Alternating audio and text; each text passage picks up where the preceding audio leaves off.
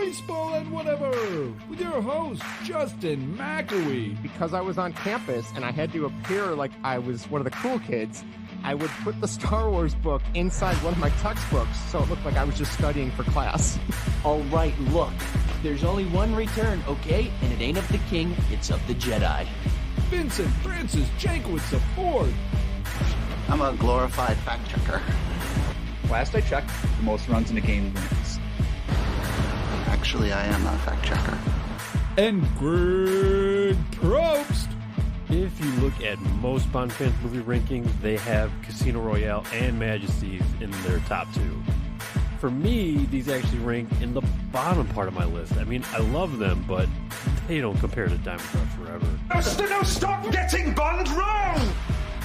Hey everybody, it's Thursday night. You'll be hearing this on Friday morning or whenever you choose to listen to it. Thank you so much for tuning in to episode 63 of Baseball and Whatever. I'm Justin, there's Greg, there's Vinnie. We are back again.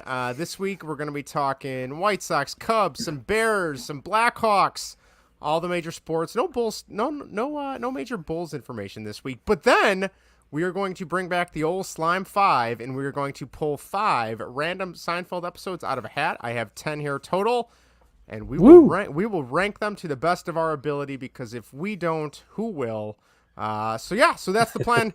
That's the plan for this week. If this is your first time listening, thank you for finding us. We are Baseball and Whatever. We do Chicago sports for the first half, and then for the second segment, we do our Whatever show, where we rank something, whether it's pop culture, music, TV, movies, video games, Star Wars, Bond, DC, Marvel, all that good stuff. But before we officially kick off the show, we like to start off by trying to remember athletes who wore the same number as the episode we are currently on. And we are on episode 63. It's starting to get real slim pickings now. Slim Pickens was not someone who wore 63. Hey-oh. No. That we know of. Not yet. Good job, Justin. Thank you. I do know, to officially kick this off, I do know one Cub that wore 63. Are you proud of me, guys? Oh, I bet I know who it is. Stop too. the presses. I bet you do. Exactly he who it was is. the man that donned the sports goggles or sports glasses, former Marlins closer, and then became the Cubs pitcher and didn't do so great with the Cubs. I think he was with us twice, if I'm not mistaken, and that is Kevin Gregg. All right. Thus ends my contribution to this segment. Greg, take it away. That's the only 63 I had. That's the only one I had, too, yeah. Oh, was it? It's the only one that mattered to me. Oh, I don't know. There's one honorable Cub. Okay. So when I was I was looking for the jersey, but I don't know where it is. But when I was in some advanced little league or whatever, that's when we still did major league teams. Okay. Which was like the good old days. And I drew the Cubs, or my team was the Cubs. And as a young Sox fan, I was not too happy about it. So I didn't want to wear my regular jersey number, which was 15. Been 15 pretty much my whole life. I was like, I'm not wearing 15. I'm not putting my number on a Cubs jersey. So I chose a random number, and that happened to be 63. And I chose that number because I don't know if you guys have ever seen Major League Back to the Minors. Yes. It was the third Major League. The Salt Lake City Buzz, I believe, were the team in that movie, right? They were the Buzz, yes, exactly. Which in real life, they're the Bees. But that's right. In the movie, they were the Twins AAA affiliate. Right. And the villain of the movie is, besides Ted McGinley, the Twins that's right. psycho manager, the stud player on the Twins was Carlos Liston. That was his character's name. That's right. And people said I looked a lot like him. Those racist motherfuckers. But anyway, I took number 63. I'm going to wear Carlos Liston's number because I really do. I don't think that movie's as bad as people say. I think it's all right. It's not great, but it's all right. But that's why I chose 63. It's fine. Roger Dorn is good in it. I forgot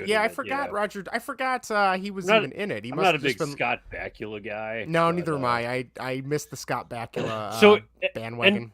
Anyway, so I wish I had the jersey to show here for the fine folks on YouTube, but I don't know where it is. But somewhere it is. It says Probst number 63. Very nice. It says deviated from my number. Very nice. But for the White Sox, I have two. One of them wears 63 now, and that's Matt Foster. pretty good pitcher.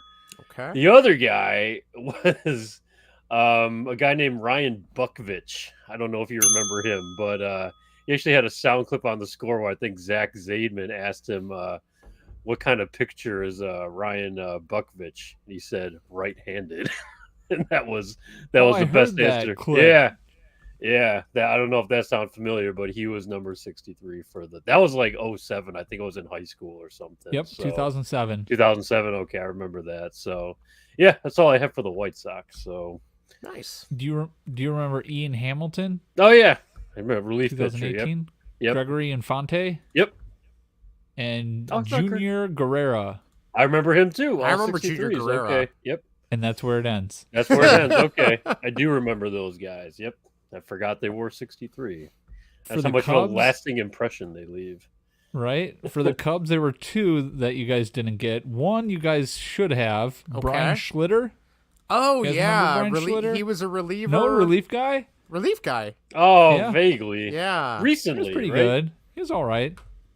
Yeah, it was 2014, 2015. He pitched pretty well in 2015. Okay. And then Carmen... Maybe. I'm going to butcher this. Pignatello. That does not ring a bell. 2007 to 2008. Nope. Oh, don't remember him. That would have been like in the NLCS NLDS getting swept both years. So probably. Yeah. Yep. Okay. That was it for the Cubs and White Sox. Nice. Guys, have any Bears? I have one Bear. All right. Former O-lineman Roberto Garza. My man. People told me I also looked like him. Again, racists. He's much better looking too, and just a complete monster. I liked Roberto Garza though. I did too. He was great. He was a good player. He was a good player. Yep. Yeah, he became our center, didn't he? Towards the end. Yes, he did. After Kreutz left. After Kreutz left, yeah, he stepped up. Yeah, big fan not of a him. Psycho like Orlin Kreutz is apparently. Yeah, apparently so. Do you guys have any other Bears? No. Jay Hilgenberg? That does not ring a bell. Nope. Doesn't ring a bell? 85 team? No. Nope. No, wasn't around. Played in 81 to 91, and I know Tom Thayer always talks about Jay Hilgenberg. Okay. And then the other one was Bob Watoska? No, sir. 60 to 69. Woohoo! Nice. Right? Yeah. Dinner for two.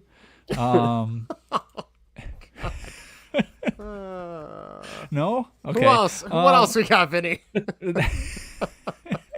Let's see here. Blackhawks. Nobody on the Bulls, so Blackhawks, Justin. Got anybody? There is one guy. I'm guessing it's probably somebody that was a prospect because that's usually who they give high numbers to. So I'm going to say it's a recent prospect that didn't get much playing time, but I don't know off the top of my head.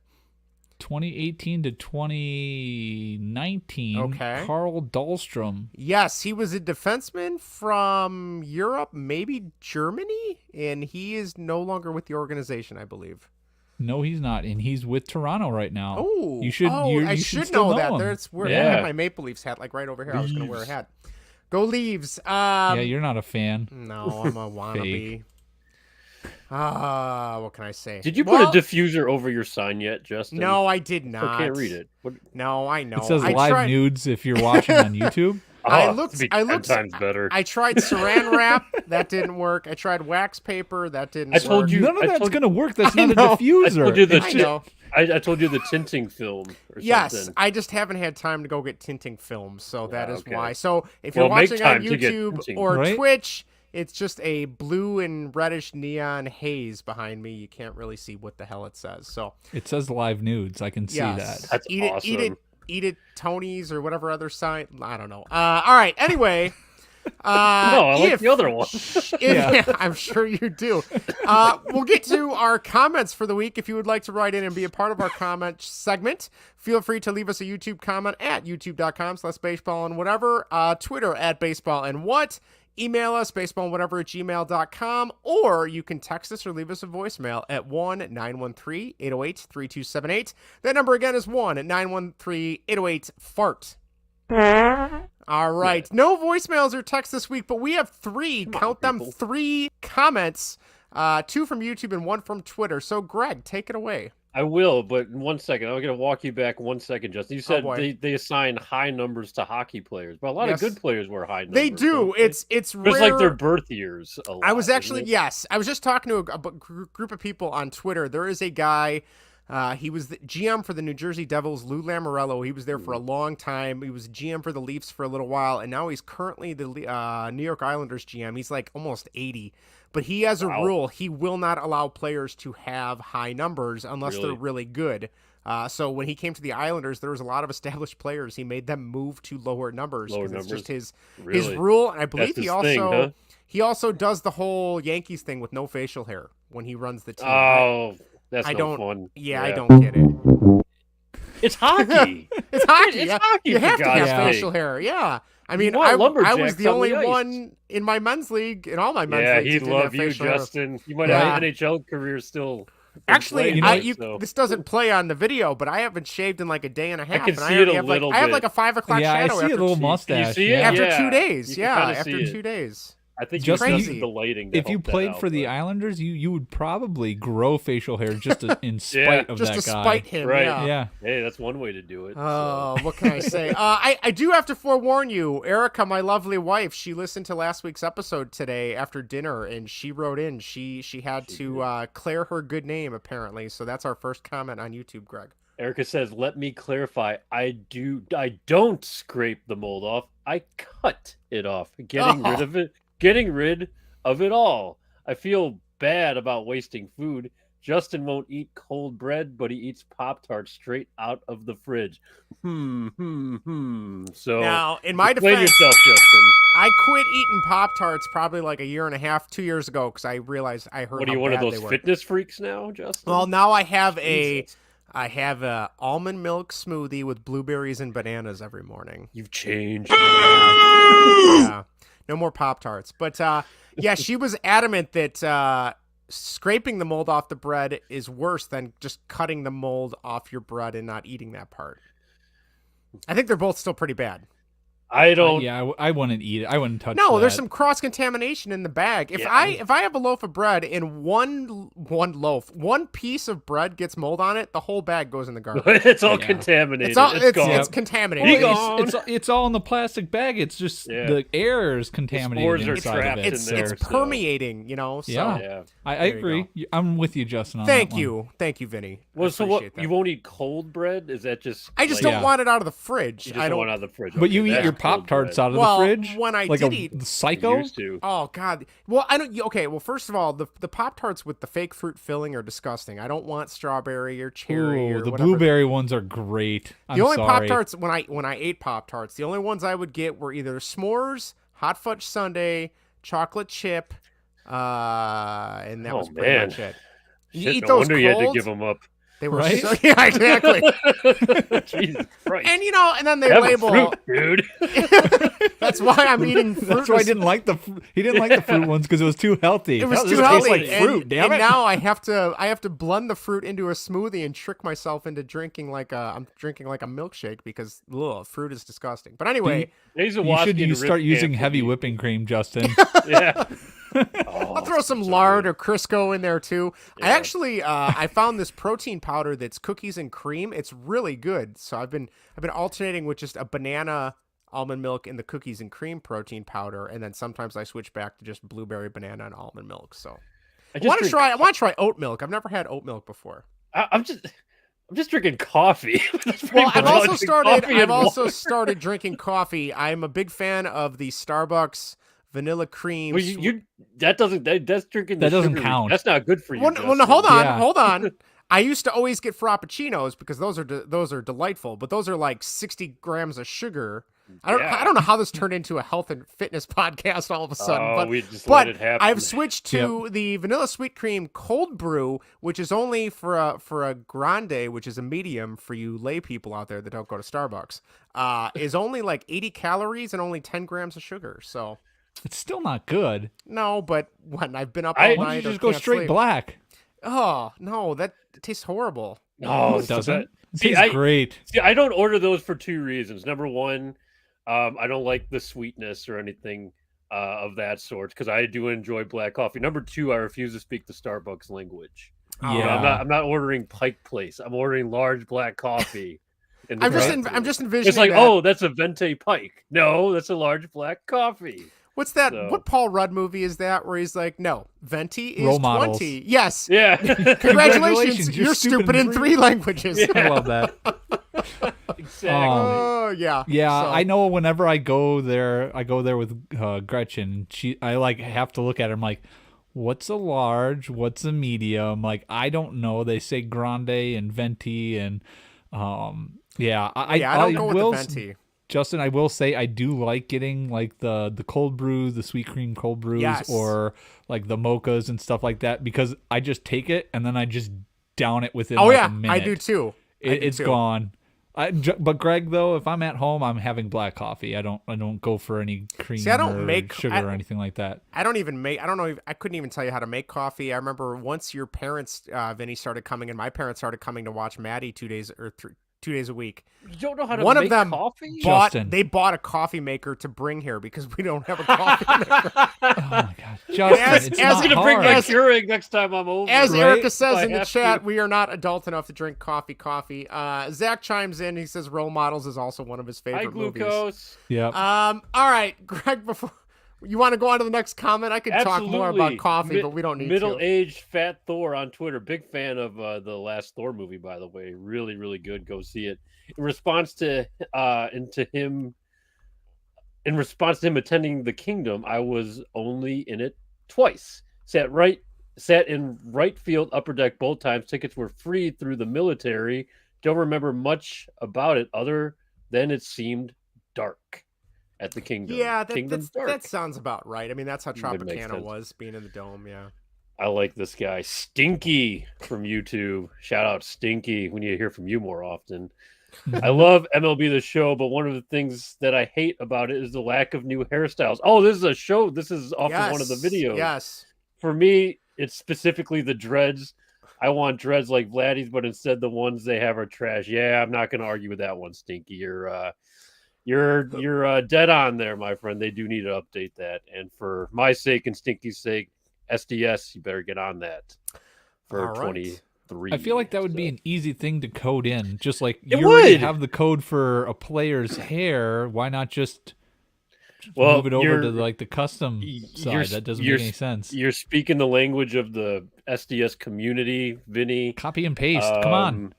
It's just, I mean, Justin, you know as well with your NHL games where the attention and resources are put into it's certain game modes, leaving the little things behind in the dust when they can be irritating for the hardcores. It's what aspect of the game makes you more money. Yeah, and unfortunately, very frustrating. Having extra hairstyles is not going to do it. Even though, as somebody who would get into like the creating a player thing, that'd be a big deal. But yeah, and a lot of people are big on like that's what they do with the game. They put their artistic fluids to work in, but it's Stinky. We're with you, Stinky. We support great Stinky, YouTube name. So, Great YouTube.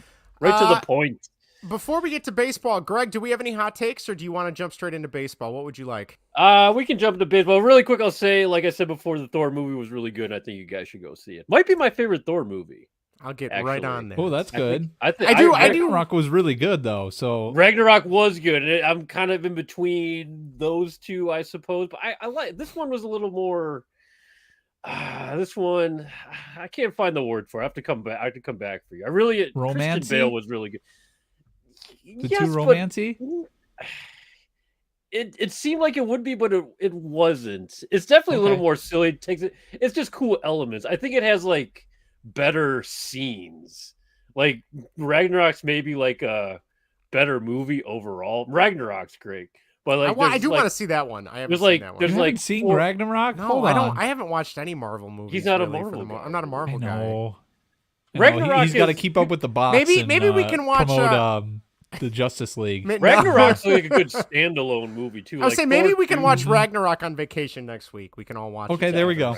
Yeah, I'll sit down and watch it with you. But yeah, no, definitely because you can still enjoy this one too. It's got this cool like Guns N' Roses vibe to it too. Okay, I'm listening. Good music. I mean, it's fun. It's a lot of fun. It's definitely worth it. I gotta say, as somebody who was never a big Guns N' Roses fan, "Knocking on Heaven's Door" is such a jam. Whenever I hear that in the car, I will stay in the car until that song is over. Really? Yeah, that's a good song. Is that your witchy woman? I think it just might be.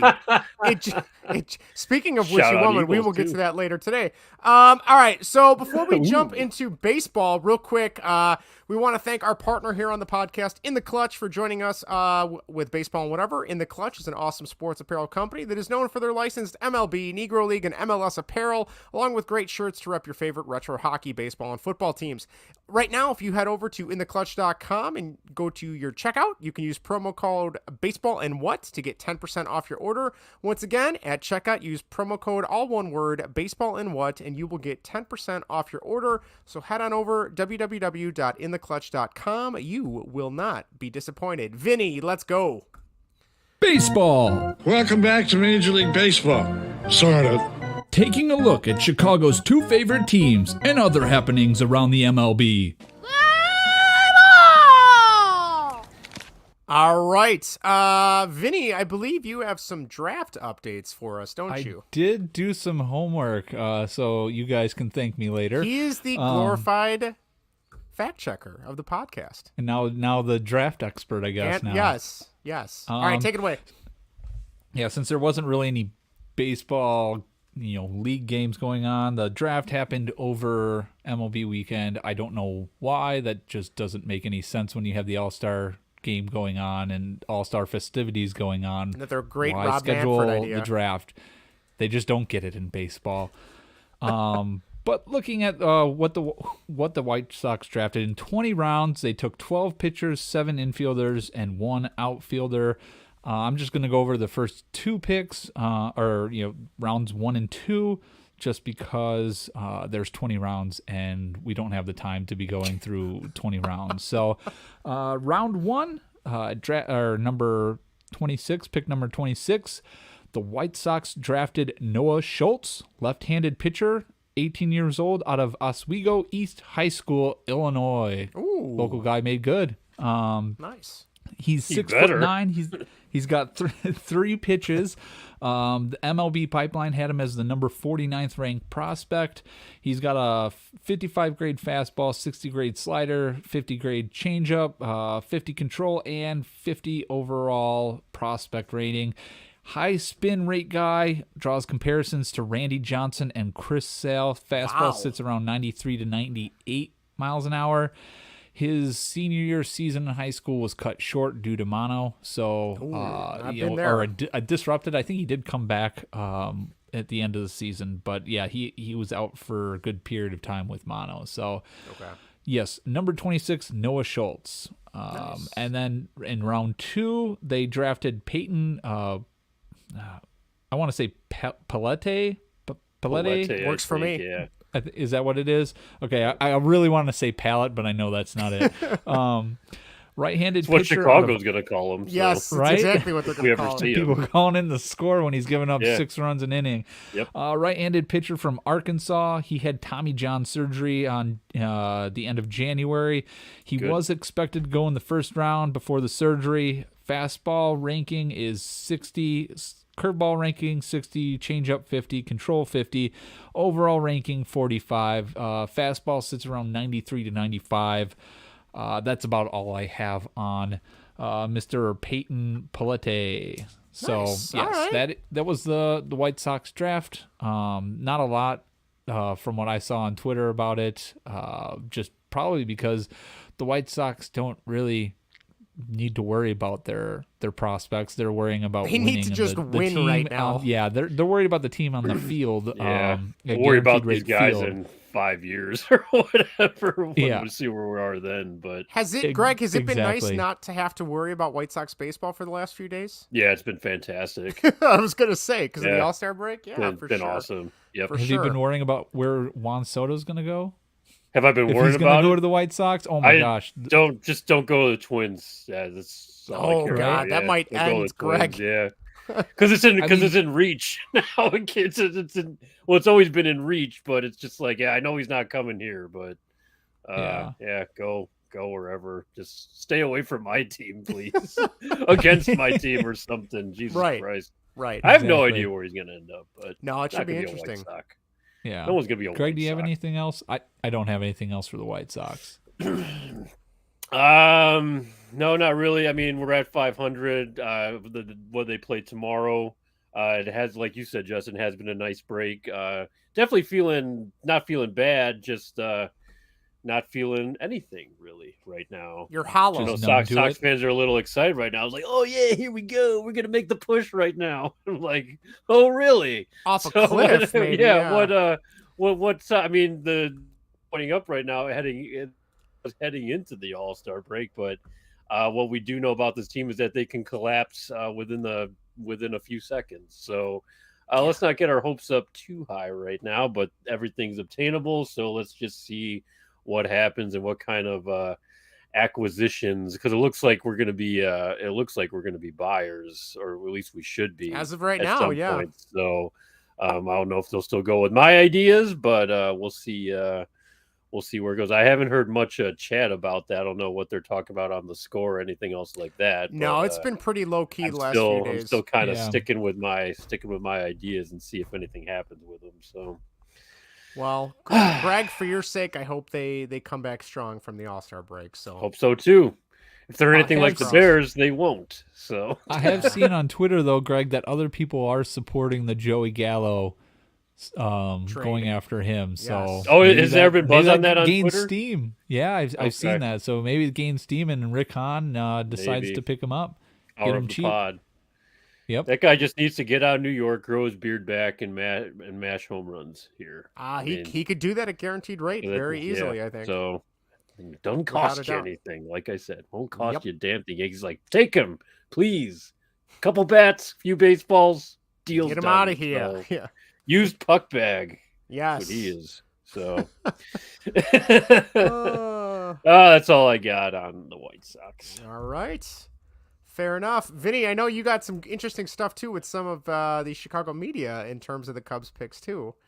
Yeah, thanks, Justin. Yes. So looking at what the Cubs took, they took 16 pitchers, 2 outfielders, and 2 infielders. So yeah, they went very pitching heavy this draft. They took a lot of high upside guys, I should say high risk, high reward type guys. They're all hard throwers, which is very uncharacteristic of past drafts. If anybody follows the drafts, they usually took low ceiling, high floor type guys.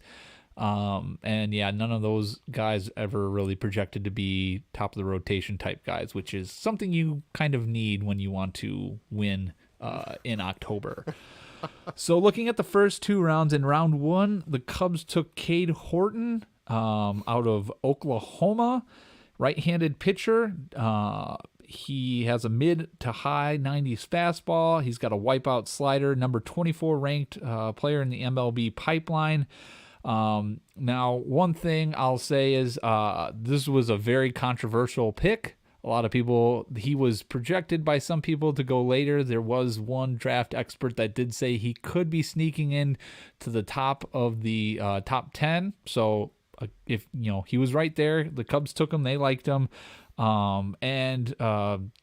Chicago media great Dave Kaplan, after the draft pick happened, goes, the Cubs drafted Cade Horton. He had a 4.86 ERA in college. We are so back, baby. Laughing emojis. That is such a lazy take for someone in sports media. Do your job and take a look at the actual stats, you moron. He added a slider. I'm sorry. It's infuriating. This is your job, and I can do your job better than you part-time. Not even part-time. It's like a fourth of my time. Cade Horton, before he added a slider in his senior year, or this last year. I don't know if it was a senior year or not. His last year, he added a slider. Before the slider, his ERA was 7.94. He had a whip of 1.94, a strikeout per 9 of 6, and a swing and miss rate of 15%. Now he added the slider, and after it, he had it in the Big 12 championship. Is that where they're at? I believe 12? Yeah, I believe Oklahoma. that's it. In the Big 12 championship, and dominated in the College World Series against the best teams. He had an ERA of 2.61, a whip of 0.84, a strikeout per 9 of 14.2, and a swing and miss rate of 38%. Damn. Night and day difference. That's why he got drafted at number 7. To say that, he had a 4.86 ERA. You're going to look at ERA in college. I'm sorry. That's just, you don't know what you're talking about.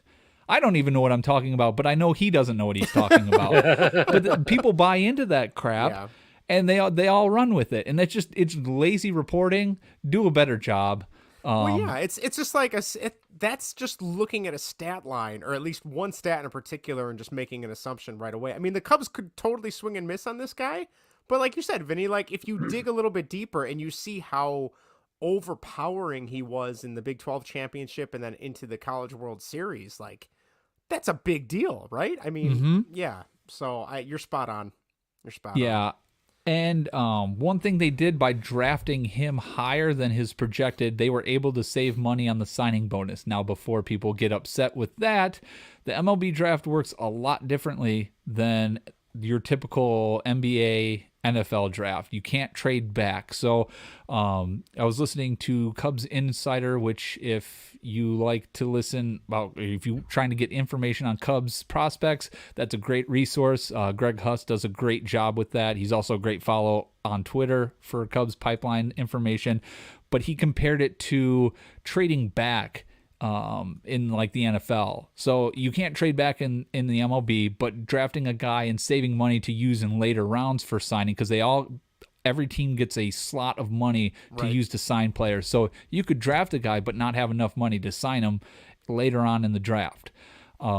And so this is technically exactly like that. So they're technically trading back and getting Cade Horton, and then they have that extra pool of money to use on maybe a guy that they can draft later that they're going to need to convince to come to the pros, that other teams don't have the resources to do that. And they kind of did that with their second round pick, Jackson Ferris, left-handed pitcher out of IMG Academy in Florida. In 2 seasons there, he pitched, had an ERA of 1.03, had 89 strikeouts in 105 innings pitched. He has a mid-90s fastball. He's got a true 12-6 curveball that sits in the mid-70s and a changeup in the 80s. They had to use some of that extra pooling money to get him. He was actually ranked higher. He was ranked number 19 in the MLB pipeline, I think, for pitchers, while Cade Horton was ranked in total, he was ranked number 19 in the MLB pipeline, and Cade Horton was number 24. So again, that was them trading back and using resources that a guy fell to him to use that and get him, where other teams probably didn't have the resources to get him. Looking at some other notable drafts, the Cubs drafted Mason McGuire. Do you guys recognize that last McGuire's name? Son. Exactly. Yes, he's a right-handed pitcher. They drafted him in round 8 high school. He's out of high school. They don't. There's a lot of speculations if they'll sign him because of who his father is and who his father played for, and he also has a strong commitment to.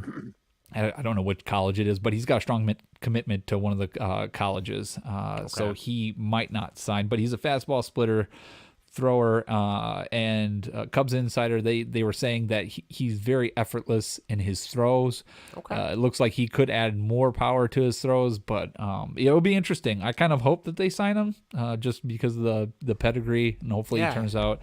It'd be kind of funny to see Mason McGuire absolutely shove against the Cardinals. Yeah, that'd be kind of a turnaround that, from what the Cardinals normally do. They draft some guy and then he just absolutely shoves against the Cubs. So it'd be nice to have that turnaround. And the Cubs also drafted a two-way player by the name of Nazir Mule out of high school. He already hits 100 miles per hour on his fastball, which for a high schooler is pretty impressive. Wow. So, yeah, those are other 2 draft picks that I saw a lot of people talking about. So that kind of wraps it up. They got a lot of interesting hard throwers. A lot of their pitchers are 6'4" or bigger, so they got a lot of big pitchers too that probably helps them throw hard as well.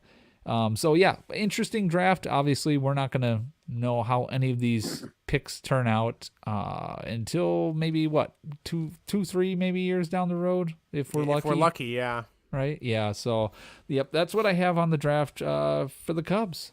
Nice. Thank you, Vinny. That was awesome. All right, let's go to a little bit of around Major League Baseball. This week, I believe it was this week, it broke that Juan Soto turned down, was it a $450 million contract offer from the Washington Nationals? 440, 440. 440, okay. Yeah. So now the sweepstakes has begun. Where's he going? Vinny, you did an awesome job this week playing with a certain website that allows you to That was cool. evaluate each player's, I guess, what would you say, their overall ranking or rating, and then try and make value. Thank you. That's the word I was looking for. So what would it take in terms of Chicago teams to bring him in? What are we looking at in terms of a trade if they were to try and do this? Okay, if the Cubs were trying to get Juan Soto, he's got a value of 176. Okay. The Cubs' top-ranked player in the minors and majors combined is Brennan Davis at 39.3. So that gives you an idea. Oh, good Lord. So, okay, there's rumors that Patrick Corbin's going to be tied to this trade. And it makes sense because nobody in their right is probably going to have enough enough prospect capital and player capital to make this trade happen without it pretty much just being a 1-for-1 trade. Yeah. The Cubs, I tied Patrick Corbin in it. He's a minus 54.9 value. Is he hurt? I should have looked this up beforehand. I can look it up while you, he hasn't been good the last couple years. Yeah, I don't think and I know that was a big signing for him. He had stretches of injuries too, I think. Okay. So I think it's been both. So with his 54.9 value rating, that brings down the total value going to the Cubs is 121.9. Now for the going to the Nationals, I have Pete Crow Armstrong, Brennan Davis, Ian Happ, Christian Hernandez, so they're like top 3 prospects, and cash of $6 million to even everything out for a value going back to the Nationals of 122.1. Guess what? That trade was denied because they have a validate trade. That trade was denied, and they said you need to think more realistically and put a high-valued player in there. And there's no one higher to give that. Those are the high-value players. I can't do anything. What the hell? So yes, the Cubs theoretically, looking at that, probably wouldn't be able to make it. Again, that's looking at it just computers. You got to take human element into it.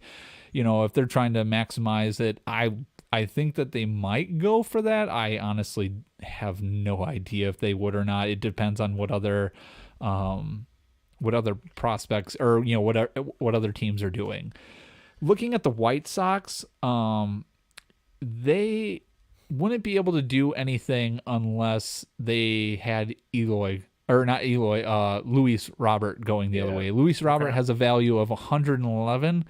So that makes it more plausible. The other highest ranked valued player for the White Sox right now is Tim Anderson at like 76 value. And so yes, either one of those two guys are probably going to have to go in that using the trade simulator. That's what it would go. Yeah.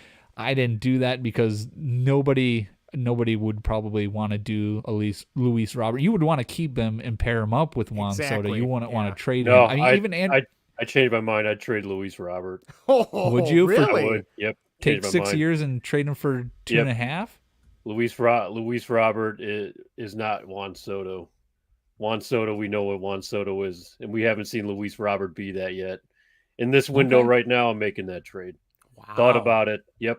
All right. Okay. If this window's a window, like I said, this window is closing. If we get Soto in here, that's our best shot. And if Robert's not what we think he's going to be, we know what Soto is. We don't know what Robert is, or we haven't seen it yet. So, but it does take your window from 6 years of Robert. I don't see the window in 6 years. Just because he's on the team in 6 years doesn't mean there's a window, in my opinion. So. Yeah, right, interesting. I'm shortening it up. Yeah, don't Rick get on the phone. Making the trade. Make it happen. Making the trade. It hurts, but I'm making it. Yeah. Oh yeah. Any team that makes a trade for Juan Soto, it's gonna hurt. You know what, Vinny? What you said too is that in 6 years, because I'm looking at the pitching too. I don't know where the pitching is in 6 years, to tell you the truth. That's a good way to put it. None of these guys are. Giolito's not signed. Lynn is going to get traded, according to me. no one really coming up. Davis Mills or Davis Martin, whatever the hell his name is, he might be something. I mean, our rotation's going to be gone soon. So minus Cease, obviously, who we should sign, but he's got a Boris Klein now. So who the hell knows what'll happen with that? But with this, what we have Cease under control in this shortened time and these guys unsigned, I think, and that's not going to happen. I'm not saying it's going to happen. It's not going to happen. He's going to look at the White Sox and be like, "Oh, fuck you." But yeah, no. If it was, because I know you sent that to me, Vinny. I'm like, and just like I said, ooh, Luis Robert, ooh, that one hurts. Would you take Jake Berger instead? That sort of shit. So yeah, I'm just right. like, yep, no, making it, thought about it, making the deal. Bye, Luis. Except Luis Robert will remain here for the next 6 years, and the White Sox won't win anything. But I digress. Well, but what would happen? They trade him, and then he becomes the best player in the NL. And you know what? Yeah. It could happen. MVPs. And you know what? That's. I mean, it's inevitable. If it's that's Chicago sports right there. Yeah, if it happens, it happens. But I'd feel. I mean, it would suck, but I'd feel better about the move currently, or if they made that move.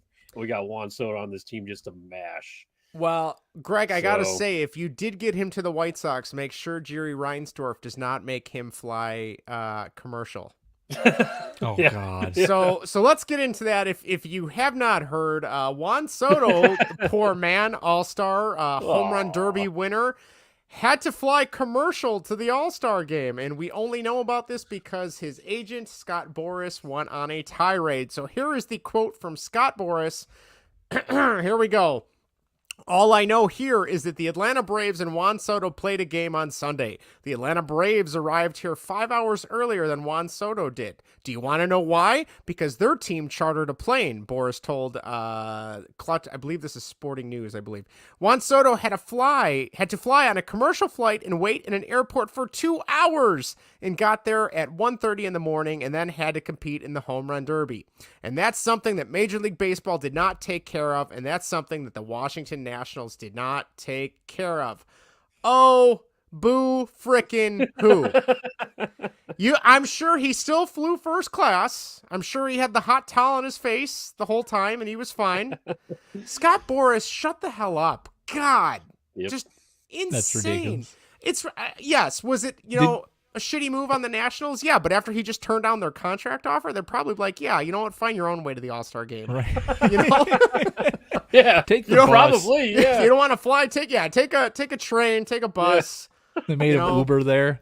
Yeah, a prop job, But yeah, it's just, I heard that, and man, Scott Boras, obviously super mega agent, there's such a disconnect between what normal people deal with on a daily basis and what this, his client, Juan Soto, had to deal with getting to the All-Star game and home run derby. And like I said, dick move by the Nationals by not hooking him up or letting him take the team plane out there or whatever they do. But, to raise the stink and an uproar about this, give me a break, Scott Boras. But did hard you to see feel bad for you. Yeah. Did you see the A's All-Star? Did you see that? He also was going to fly commercial, but the Houston Astros stepped in and chartered him a plane. That. I was like, wow. They're probably like, hey, come sign where he must be pretty good. So they're probably exactly. Is that tampering? Right? It makes you wonder. Yeah. They have to record his entire time on the plane to make sure there's no conversations about contract offers or anything.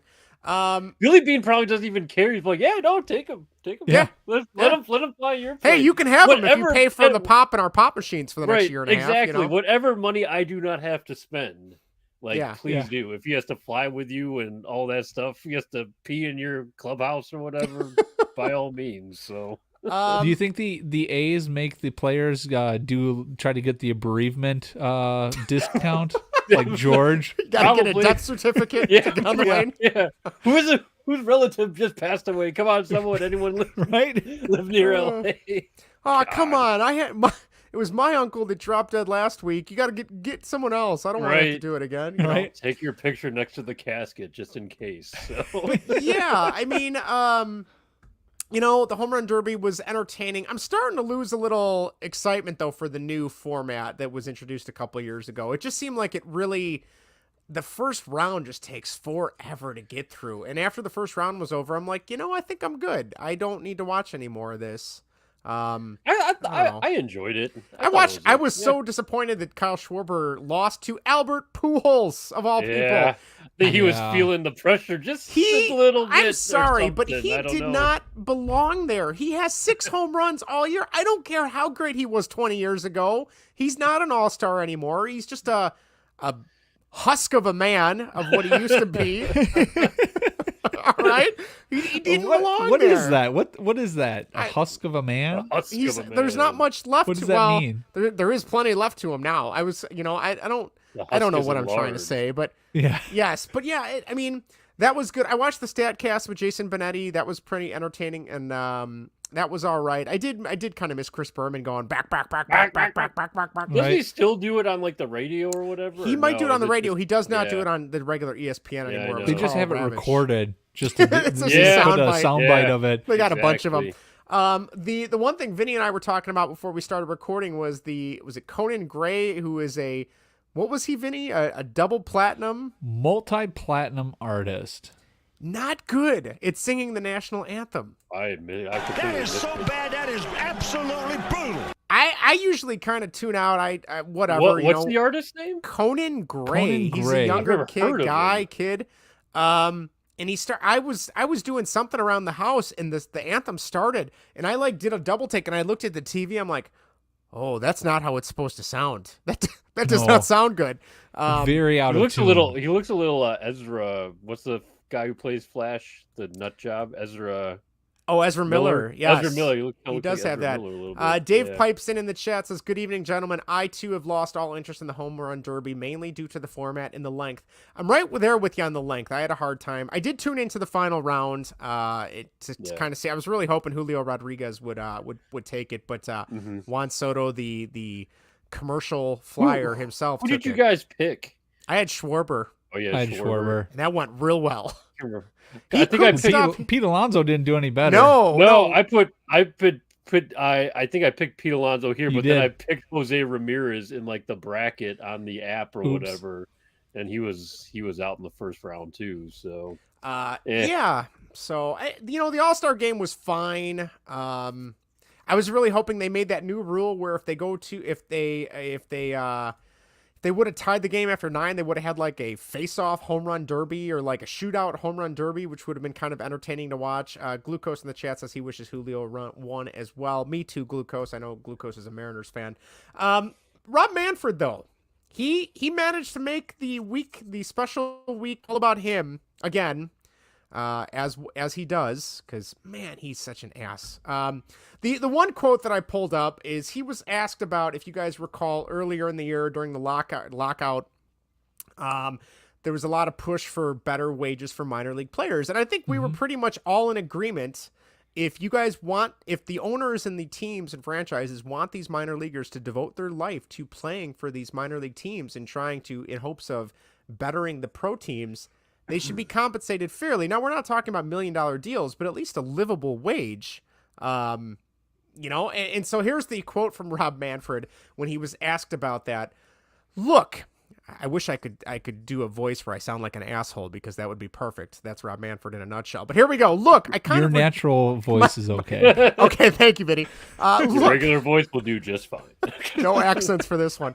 Look, I kind of reject the premise of the question that minor league players are not paid a living wage, he said. I think that we've made real strides in the last 3 years in terms of what minor league players are paid, even putting to one side the signing bonuses that many of them have already received. They received housing, which obviously is another form of compensation. So, I just reject that question. I don't know what else to say. I didn't know that not living on the streets was a form of compensation. Compensation, yeah. Right? But, nice all right, one. So just because it pisses me off, I dove a little deeper in this. So I looked up the data of nationally drafted players. There's international draft data, but I did not get into that. This is just nationally drafted players within the United States. The median signing bonus, the average signing bonus is $50,000. Okay. And let's say overall a minor leaguer is probably in the minors. If they're an average minor leaguer, if they're lucky, maybe 4 to 5 years, depending on how old they are. All right, so let's say that's about $10,000 a year that they, if they actually save that signing bonus. That's the average signing bonus. 40% of draftees receive less than $10,000 or less in their signing bonus. 35% are given less than $5,000, and 21% are given less than $1,000 for their signing bonus. So his whole, we give them signing bonuses and a place to live. Wow, thanks, Rob. I'm sorry, that's moot, because the reason that median average is being dragged up is because the top 10 guys are getting $1 million signing bonuses, right? I mean, like, that's got to be, that's my understanding of it. So that really pissed me off. The other thing is when he says that they have a livable wage, just for the hell of it, I looked up what the 2021 poverty guidelines for the 48 contiguous states in the United States and the District of Columbia. If you are a person of one, which most of these draft prospects would be living on their own in the housing that the team provides, the poverty baseline is $12,800. So that, in my opinion, probably not a livable wage if they're getting paid. Yeah, that's good math there. Yes, 11 is less than 12. Yes, yes. So, yeah, not good. He just. God, he's an idiot. He's an idiot, and I'm sorry. Gary Bettman is a god-awful NHL commissioner, and I know I've rang this bell enough, but Rob Manfred makes Gary Bettman look like Albert Einstein. Like, and that's hard to do. That's really, considering the guy gets booed every time he comes out for the Stanley Cup. In terms of the home run derby, Dave says he did not want that. He said no shootouts to end a game. He can't stand that in the NHL. I will agree. In regular games, I hate these shootouts as well. Prices of leagues across the league. I just thought this was kind of funny. Do you guys want to take a guess? Out of all 30 MLB teams, where does the Chicago Cubs rank in ticket prices, beer, soda, hot dogs, and parking? Anybody want to take a guess? Third? Greg, what about you? I was going to say it was second, actually. Very good, Vinny. You are correct. They rank second overall for a total cost of 4 tickets, 4 hot dogs, 2 beers, and 2 sodas and parking for a family of 4. That would cost you $312 for one game. But it says the parking is $26. There's no way parking. Right? Yes, you can. There's ways to do it. And then the White Sox were 1, 2, 3, 4. Why are you 5, driving 6, down 7, there? 8, 9, 10. Take the train. Why the White am I driving Sox down there? No, why is anyone driving down there? Yeah, I'll take the train. Well, I don't live down there. Well, exactly. Just park somewhere else. Take the L. I park on the street. Park a couple blocks away. I used to do that in Even college. better. We'd park on the street. The White Sox finished 10th with an average of $214.79 for a family of 4 to go. Boston was number 1. And if you're wondering, I'm trying to pull up, the Arizona Diamondbacks had the most affordable game for a family of 4, only costing $126 for one night of entertainment. Who was number 1? The Boston Red Sox at I thought it was the $324. According to this one, the Mets are 14th. Okay. Really? So this was according to the Hustle. What did they have the beer prices for Coors Field? Coors Field. All right, Vinny, hold on. Let me look this up here. So Home Coors of Miller Field. Lite. Let me find. I saw $3. I can't even find Colorado on. $3? Right? And I was thinking, I was like, man, Justin was there. Yes, that stadium $3. was wasted on Justin. Yeah. Yes, it was. Seriously. The soda was $5. I had to pay $5 for a soda. I did get to keep the cup. I still have a Rockies cup though from when I was out there. So. You should have had beer instead. Yeah, I gotta find a beer I like first before I can get to that. So. Yeah, this could have been top 5 beers, Justin. Dave brought that up. He said, "Did you see they had Coors Field as $3 beers? Never in the history of that stadium has beer been $3." So perhaps our stats are a little out of cue there, or out of sync there. But the last thing I wanted to get to, because we are running long on baseball talk, is I don't know if you guys saw the video, and I can post. I think I might have retweeted it on the Twitter account, but I don't remember. They rolled out the red carpet for the players to walk down and have kids along the red carpet to sign. And there's a great video of a probably 40 or 50-year-old man batting kids' arms away as they try and get autographs. Like Michael Scott style or something. Yes, he looked like a complete tool. And again, I'm sure he wasn't even a fan. I would be willing to wager that he was an autograph seeker that turns and sells it on eBay or reseller. Was he shamed online? Or, he was. He was really shamed online. Good. So good, because did they find out who it was or anything? His name never got out there. No one doxed him. I guess you could say. So But man, seeing him swat, this kid, holds up a ball. It might have been Pete Alonso. I can't remember who crossed. And this guy literally just like hitting his hand away because he was behind the kids in the first row. I'm like, no, I don't know. Just every day I am a little bit more worried about humanity. I weep for the future. Just like in Ferris Bueller. It's not going to end well. The maitre d' over there. It's not going to end well. King of Chicago. All right. Do we want to hit hot or not for this week, Vinny? I don't. All-Star game. There was no hot or not. You watched the All-Star game? I have a DVR. I'm watching it in pieces. Water. I watched it, but not. It was bad. It wasn't. National National League can't win a game to save their lives. No, they can't. All right. Lost 9 straight so far. To get to something even more depressing than Rob Manfred, that is the Chicago Bears. Let's get to some football talk. Yeah. Oh boy. Manures of the Midway, where the guys talk the pile of horse crap that is the Chicago Bears. When you consider the other choices, manure is actually pretty refreshing. All right, Vinny. I just saw that episode last night. I did too. It was so good. Vinny, funny. take it away. What do you got? I believe I'm going to go on a limb. I know in our show outline you had a mention of Hub Arkush. So tell us, what did our guy Hub Arkush have to say this week about the Bears? Yeah, I was gonna say, Justin, you're really devolving here. I am. It's not good. I was gonna say maybe I was a little harsh on my comment about Dave Kaplan because I was. Oh first no! Don't walk it infuriated. back. Don't walk it back. Stick with it. Well, it was warranted, but maybe. Okay, he sucks. Bald Paco of Chicago. Well, I don't know. I think Hub takes sorry. the cake.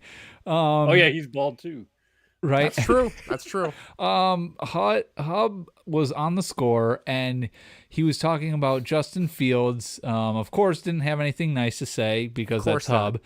And he went on and said that that Justin Fields needs to be better at his deep ball accuracy. He's not good enough. And it was his rookie year last year, and I knew that statement wasn't true. And again, this is his job. This is what he does for a living. It took me 10 minutes, 15 minutes to find the actual data out there. And data is from deep ball accuracy, or this is all deep ball accuracy. And this is per Brick Walls Blitz on Twitter. I don't know what their actual website is or what their actual name is, but yes, they scoured over the 2021 data, and they have, how many categories do I have here? 2, 3, 4, 5, 6 categories of deep ball passes. And these are the rankings of 32 starting quarterbacks in the NFL for each of the 32 teams. All passes of 21 plus yards. Where does Justin Fields rank? I'm going to say out of starting quarterbacks, I'm going to go 32. 10. Oh, out of 30. Yeah, out of 32. I'm going to say 10th. Greg? What's the stat again? All passes of 21 plus yards. This is going great. I was gonna say 8th. Number 3. Okay. Wow. Number 3 ranked quarterback. But he's got to work. He's got to work on improving, Vinny. Yes. Oh my God. Yes. Thanks, Justin. My blood pressure is rising. All passes under pressure. Deep ball passes. Where does he rank? 4th. I'm gonna go 7th. He's number 10. Okay. In that category. All passes into tight windows. Where does he rank? I'm going to say 12th. I was gonna say 5th. Now Greg's closer. Number 3 again. Okay. Wow. I thought Passes. Yeah. What were you gonna say? No, I was gonna say when you said I think I heard something like that, like he was top 10 in that stat you just mentioned. Yeah. Or something. So, but I know where you're going with this. So yep. It's passes inside the pocket. Where was his accuracy ranked? I'm going to say 5th. Inside the pocket, I'm going to say 11th. That is correct. Justin nailed it. Oh. Number 5. All right. Passes into open windows. I'm going to say 3rd. We'll say 6th. This was his worst one. It was number 19. Okay. But he was tied with none other than Aaron Rodgers, another one of the quarterbacks that Hub dislikes. Oh, yeah. So, yes, number 19, but he is tied with one of the best quarterbacks in the league right now. Passes outside of the pocket, where does he rank? Since he's good on the run, I'm going to say 6th? I was going to say 7th. Number 8. Okay. So, not bad. And if you take the average of all of those, he's the number 8th ranked passer out in of deep 32. ball accuracy. Yeah. If the Bears ever had a top 8 quarterback in the league in my lifetime, I would take it. Yeah. I don't care. The word top with Bears quarterback is already an improvement. And like you said, Vinny, and it's important to clarify for anybody who's listening who's not in Chicago, Hub Arkush is like the Bears insider. Was it Pro Football Weekly is the thing he started? Yeah, that's part of his Shaw Media. Shaw Media works for Westward One doing games on the radio and stuff. Like, anytime I hear him come on sports radio, I turn it off because he carries so much water for the organization and for the team. But for some reason, he's got it out for Justin Fields. And Vinny, this is, like you said, it is a perfect example of we do this on the side for fun once a week, and you look up stats for us, and I'll pull some stuff if I find something interesting. You were able to do that in probably 10-15 minutes, and here he is going on the radio that is like a huge blowtorch to half the country because it's such a powerful signal in Chicago. And he's wrong. It's like, even if you don't even think Justin Fields is good, those data points and those stats do not back up anything he had to say as being like the number one Bears insider that Chicago has to offer. It's so infuriating having to listen to that guy talk. Yep.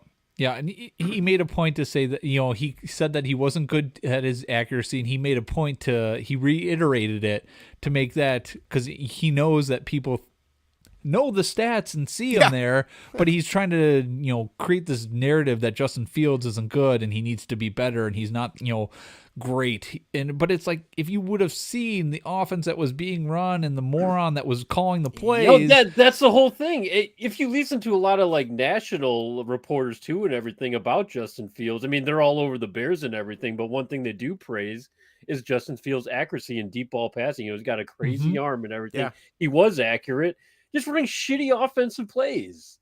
I mean, shitty offense in general. So, what the miraculously that he was able to do anything, even that one play, that one rushing touchdown he had against the 49ers was just incredible. I just go back to that. I'm just fact that he didn't wearing a Bears uniform did something like that. The fact that he didn't get carried off in a stretcher, a stretcher every game is a testament to him because of A, our offensive line, and B, our offensive coaching staff, and C, our moronic head coach that, oh God, I'm so glad we'll never have to see him again unless they play the Chiefs, because he is an idiot.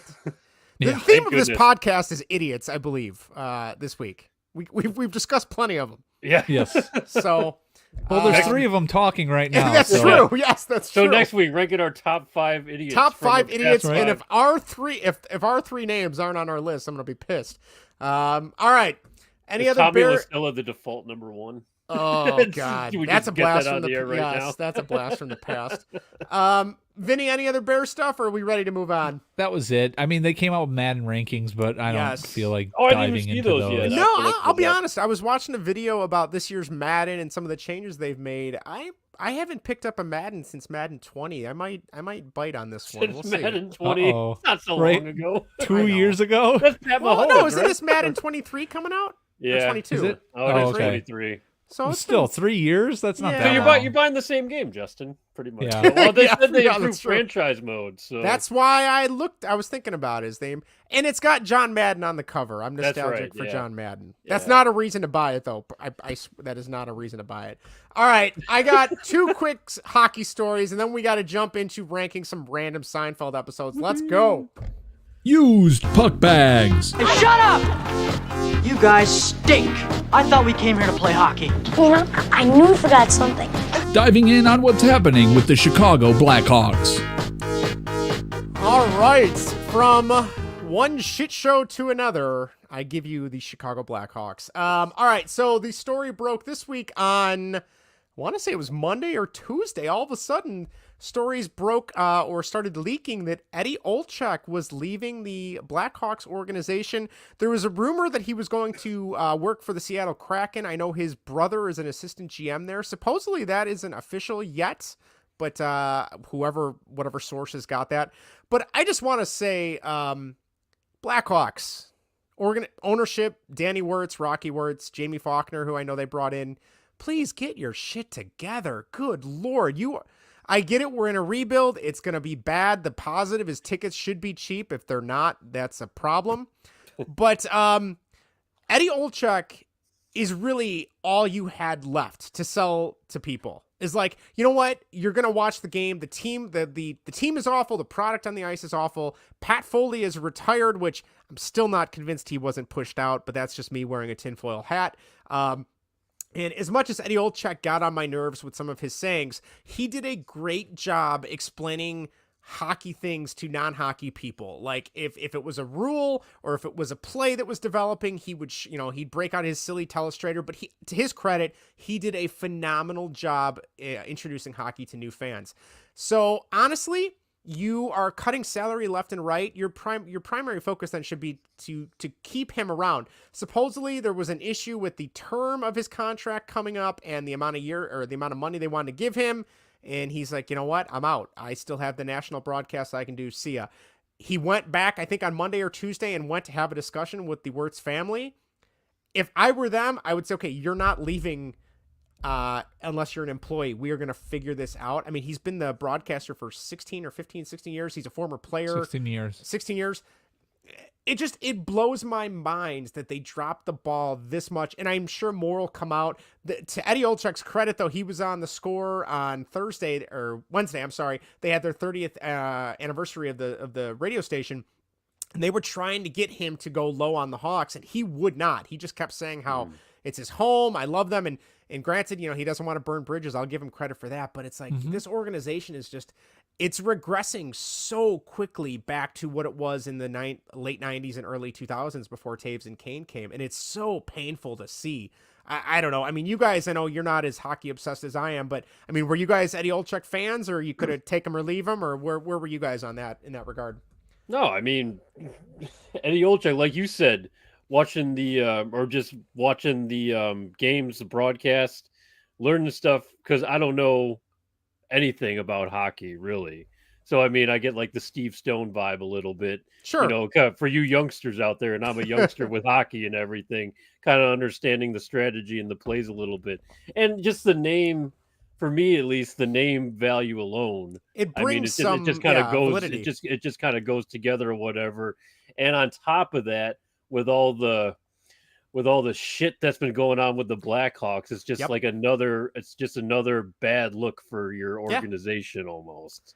So, which is what you don't need exactly, especially when it has to do with ownership or what you said, whatever you said, more stuff will come out or whatever. Yeah. But we know how everyone feels about the Wirtzes and everything. So it just feels bad, feels ugly. So Vinnie, what about you? I'm sorry, Greg. I didn't mean to cut you No. off. That's just kind of like the first impression, and I don't know much about it. I mean, other than just what I've seen from headlines, but it's just to me it just comes off as another bad look for the organization. Yeah, it's just more bad press. Yeah, and it's a shame. It's a shame too, because these guys were the kings for so many years. They were on top. They were on top of the hockey world and the Chicago sports world, and look what it's turning to. So I don't know. Yeah. I don't know. Vinny, what about you? It stinks that he's possibly gone, but for him, why would you want to stick around? No, I would say so. Why wouldn't probably you better off for him? Yeah, he can probably get a job anywhere. He still wants to. He's got the national gig. He can probably have his pick of the litter of wherever he wanted to go. So why not go to another championship caliber team instead of sitting through these dark days ahead for the Blackhawks? So good. He's the winner. Hopefully, really, it seems like. Yeah. Hopefully he can find a good team to go to wherever he lands. But maybe the Hawks do keep him, and that would be good for the Hawks. But again, is that best for him? Who knows? I think at this point, he's probably better off. Now, in the same breath, another story broke today that the Hawks are going to be doing some more work with the Sox and Fox tribes. So in that same breath, as pissed as I am at the organization for the way things have been run the last couple weeks, I do have to give them a lot of credit for this.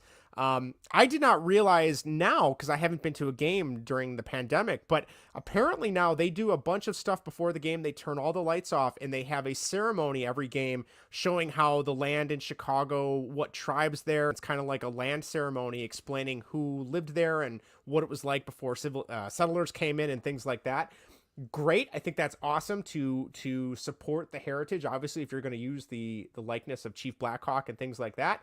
The other two things they did is they are starting 2 scholarships for Indigenous people, Indigenous kids in high school. One, I believe, is named after Jim Thorpe. The other one's named after Chief Blackhawk. So that's good. And they also donated a decommissioned Blackhawk helicopter to, it was either the Sox or the Fox tribe, who has a veteran memorial on their reservation. So they'll be able to have that. And I constantly forget this, is that the team itself was originally named after the Blackhawk military division that their owner, before the Wirtz family even got involved, was a part of in the military. And then it was eventually kind of co-opted into Chief Blackhawk because that's what the military division was named after. And this leads to, and we don't have to dive too deep into it because we could be here all day discussing this section, but our guys over at CHGO, Jay Zawoski and Mario Tirabassi and Greg, I think it's Boyson, they did a phenomenal, I listened to it today, this afternoon, a phenomenal podcast on the Blackhawk logo of Chief Blackhawk, and is this the beginning of the end? Is this kind of this movement to say, hey, you know what? We need to embrace the indigenous tribes that our logo is based off of. We want to work more closely with them. And you know, we've made a ton of money off this likeness or off this logo. Let's give back a little bit. With the way the team has been, with the scandals and in the Stanley Cup era is over, there was kind of this talk about, is this the time? Because I will be the first to admit, I love the Blackhawk logo. I love the Indian head, Chief Blackhawk, but I'm also a white guy from the suburbs. I'm not an indigenous. I know this is hard to believe if you're not watching the YouTube video. I'm not a Native American. I'm not from a Native American tribe. So they had a great hard discussion. To tell. I know. They had a great discussion, though. If you have any curiosity on that, they had a great discussion just talking about how the logo itself, you know, is it really that bad? In terms of if you compare it to like Chief Wahoo or like the Redskins logo or things like that. And then what does that look like? If you are going to change it, obviously, you know, they even discussed, they're like, we love the logo. They have the logo all over the office, all over their house. I have too many Hawks jerseys and t-shirts and hats and all that stuff. But just, you know, thinking about, not from my perspective, because I'm not offended by it. I love it, right? But just from if I'm a member of that tribe and then I think about the history of, you know, not to dive into my history teacher hat, but like you think about like the smallpox blankets that were given and the Trail of Tears and you know, the forced relocation, and it's like, you know, but anyway, if you have any interest in that, highly recommend it. Check it out. CHGO Blackhawks, download that podcast, give it a listen. It was an excellent discussion on just what does the future hold for the Blackhawks. So that's it. Yeah. Really, really good chat. Really good discussion on their part. All right. Instead of talking about serious stuff in our Chicago sports teams, which all suck right now for the most part, even the 2 that aren't playing because of the All-Star break, do we want to get into something fun now? Oh, yeah. Yes. All right. Vinny, kick it off. Now it's time for Whatever. Whatever. Whatever. Whatever. Whatever. Whatever. Whatever you want. Whatever I want. Whatever, dude. Irrelevant. Whatever, dude. Greg, I'm handing the keys to you. Take it away. Oh, thank you, Justin. I don't have my driver's license, but I'll do my best out here. Welcome. Can I just say, License to Drive, that movie? You ever see that movie? License to Drive? No, I've seen License to Kill with Timothy Dalton. Okay, never mind. License to Drive was a movie in the 80s. I think it was Corey Haim gets his driver's license, and he has like these horrible driving instructors. What, License to Drive? License to Drive? Movie scared the hell out of me. I thought that's what it would be like getting your driver's license. Is it like a comedy? Yeah, it's like an 80s shocking, comedy. Justin. Shocking, I know. It's hard to believe. Just like Ferris Bueller. Yes, in gym class, having to run laps all the time. All right, I'm going to shut up now. Sorry, Greg, go ahead. Shout out to License to Kill if you haven't seen that one already. I have not seen that one either, but I've seen License to Drive. I'm a fan of License to Ill. I don't know. All right, Vinny, you watch them and you tell us what you think of each one. So, Alexis. Oh, where were we? Welcome to whatever. Baseball. And whatever. There we go. Try to get the group involved here. Welcome back to Slimed 5 as well, where we are ranking randomly drawn Seinfeld episodes that Justin has prepared for us in his Mighty Ducks hat. I'm always proud that's going to be are these handwritten? Or did you just pick some randomly and we're just going to pick some those? Oh no, Greg. Well, how'd we go about this? I have a standard to uphold from when you drew the random names and then when Erica did all the background information on them. Gotcha. So I went to a Seinfeld official website that lets you randomly draw episodes. Oh, awesome. I then wrote them down on Post-it notes. Amazing. Found synopses and put those in a Google Doc. And now I'm ready to go when you give me the go ahead. You know what? Let's get right into it. Slime 5. Let's go. All right. Let's go. Our first. I'm just going to say doing it on Post-it notes, not the best idea. Are they all stuck together? They're all stuck together. All right. Number 1. Shit, they're really stuck together. Season 5, episode 22, The Opposite. And I have, like I said, I have synopses for all these. All right. All right. Second one we're going to draw. Season 7, episode 14. This is going great. The Cadillac, part 1. All right. Third one. Season 6, episode 10, The Race. Oh, love these. All right, number 4. Season 8, episode 6, The Fatigues. That's a great episode. All right. Season 6, episode 1, our final one, The Chaperone. And there are your Slimes 5. All right, let me kill the music here. Actually, it might kill itself. Oh, I missed the Slime 5 music. Oh, uh-oh. Technical difficulties. StreamYard, you're not my friend tonight. All right, so would you like me to read those one more time, or you guys got them? Just so I'm clear, The Fatigues is the Mentor episode, right? Yes. Would you like me to read my synopsis? Sure. Yes, please do. Right. Okay.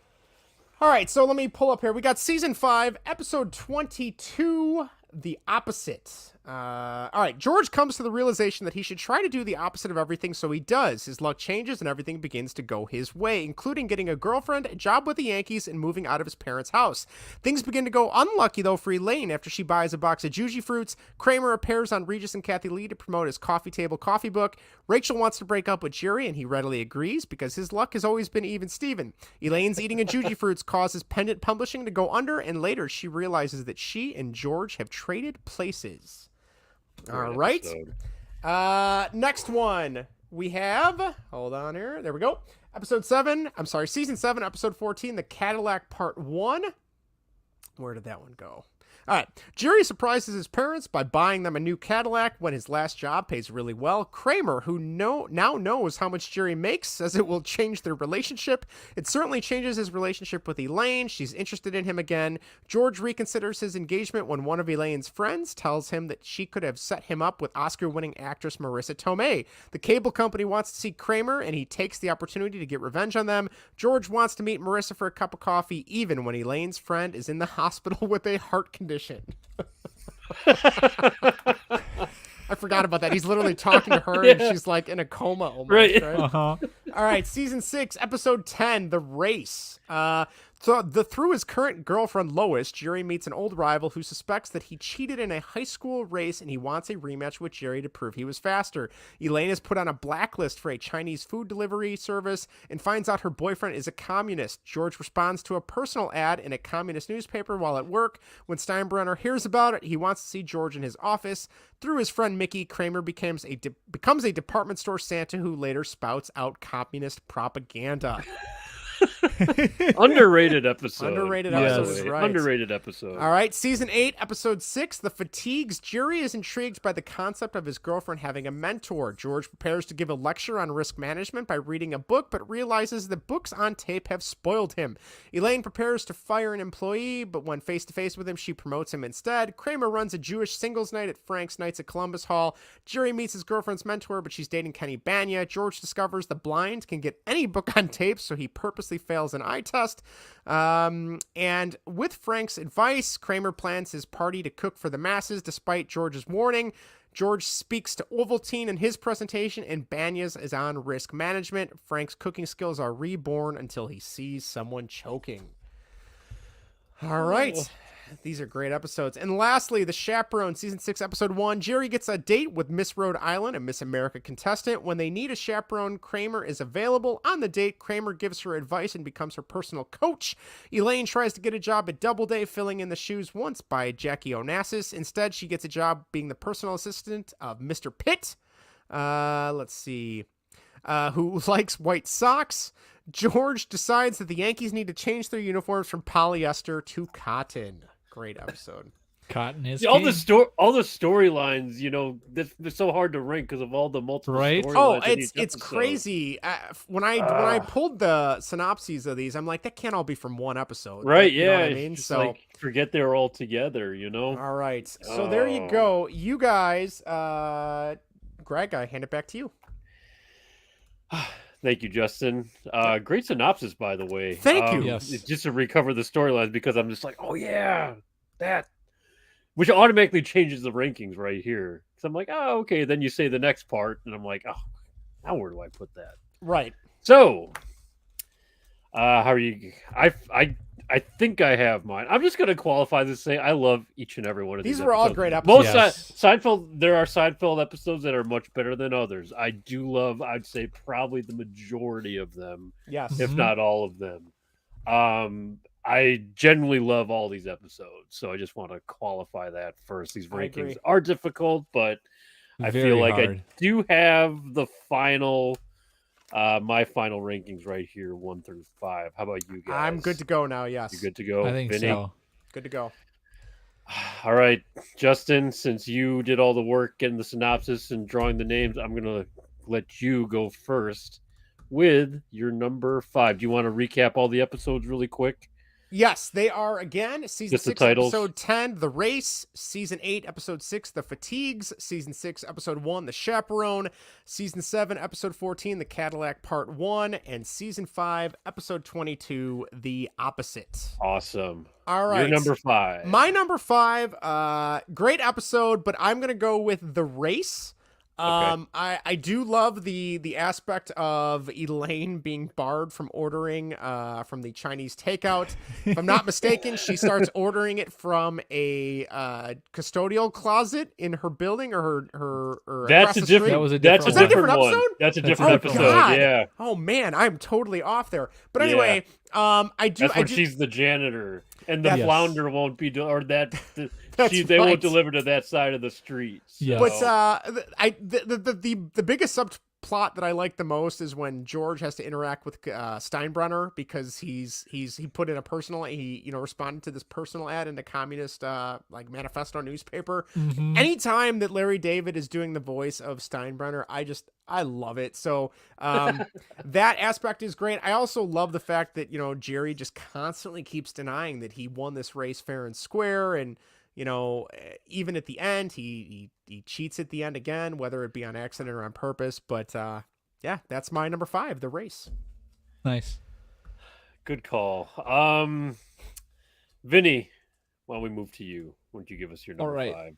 My number 5 is The Cadillac. These were really hard to rank. Okay. There were a lot of good parts in it. I did like this one. I want to say the second one's better. Part 2 is. Mm-hmm. But yeah, I like the storyline in it. It was really good. Just the whole when Jerry shows Kramer what he makes, and Kramer just like freaks out. He does like the whole shake thing and everything. And then the whole Marissa Tomei part was funny. George making out with the Yeah. couch cushion Yes. because he thinks he's picturing it, and then he tries to play it off like he didn't know what was going on. Yeah, that was really good. But yeah, it was really hard to rank. But yes, I am going to say the Cadillac number 5 for me. Interesting. I feel like our list is gonna be pretty different here. I think it is. Yeah. I think it is. Yeah. I absolutely hate myself for putting this at number 5. Don't know why I'm doing it. Dave chimes in. Great show once again. Thank you. You talk about our show or Seinfeld? I'm hoping it's our Seinfeld. Seinfeld is a good show as well. If he means Seinfeld, I would agree with that. We all nothing understand against that. Dave right there. So Yeah. we don't even come close. I hate myself for ranking this number 5, but I'm gonna go with the Fatigues. Oh, actually, God, no. I know. No Yeah. way. Oh my Oh. gosh. Yeah. Oh. And Boo this man. It's absolutely terrible. But What the hell? there are some of them that I find myself going to quite more frequently, I guess, and there's nothing against this episode. Like I said, it feels shitty to do. I already want to change it, but I'm going to stick with the final list right here, going to instinct. And the hardest part for me is just the whole Jewish singles night and Frank Costanza, his return to whatchamacallit, to cooking and everything. And even when he's criticizing George's mom's Estelle's food and everything, well, it sucks. Then I'm back, baby. Just like you cannot beat Jerry Stiller. And anything with Banya's like always good too. But yeah, I don't know. I don't have a good reason for this number 5 because I absolutely love this episode. But Well, you're wrong. Yeah, you're definitely wrong. I hate to say it, but you're wrong. Yeah, well, no, I'm sticking to it. So You're entitled to your opinion, but it is wrong. Okay. Yeah, Fatigues number 5. All right. Oh, man. Moving on to you, Justin. All right, so my next one, I'm gonna go season 6, episode 1 for number 4, The Chaperone. Overall, that's a great episode. I love the fact that it's the first appearance of Mr. Pitt, who is one of my favorite characters. I also love the fact that this is actually the first time I looked up some trivia. This is the third time the F word is used in the series. The first time by Elaine was in the Subway episode. The second time was by Jerry in the non-fat yogurt episode.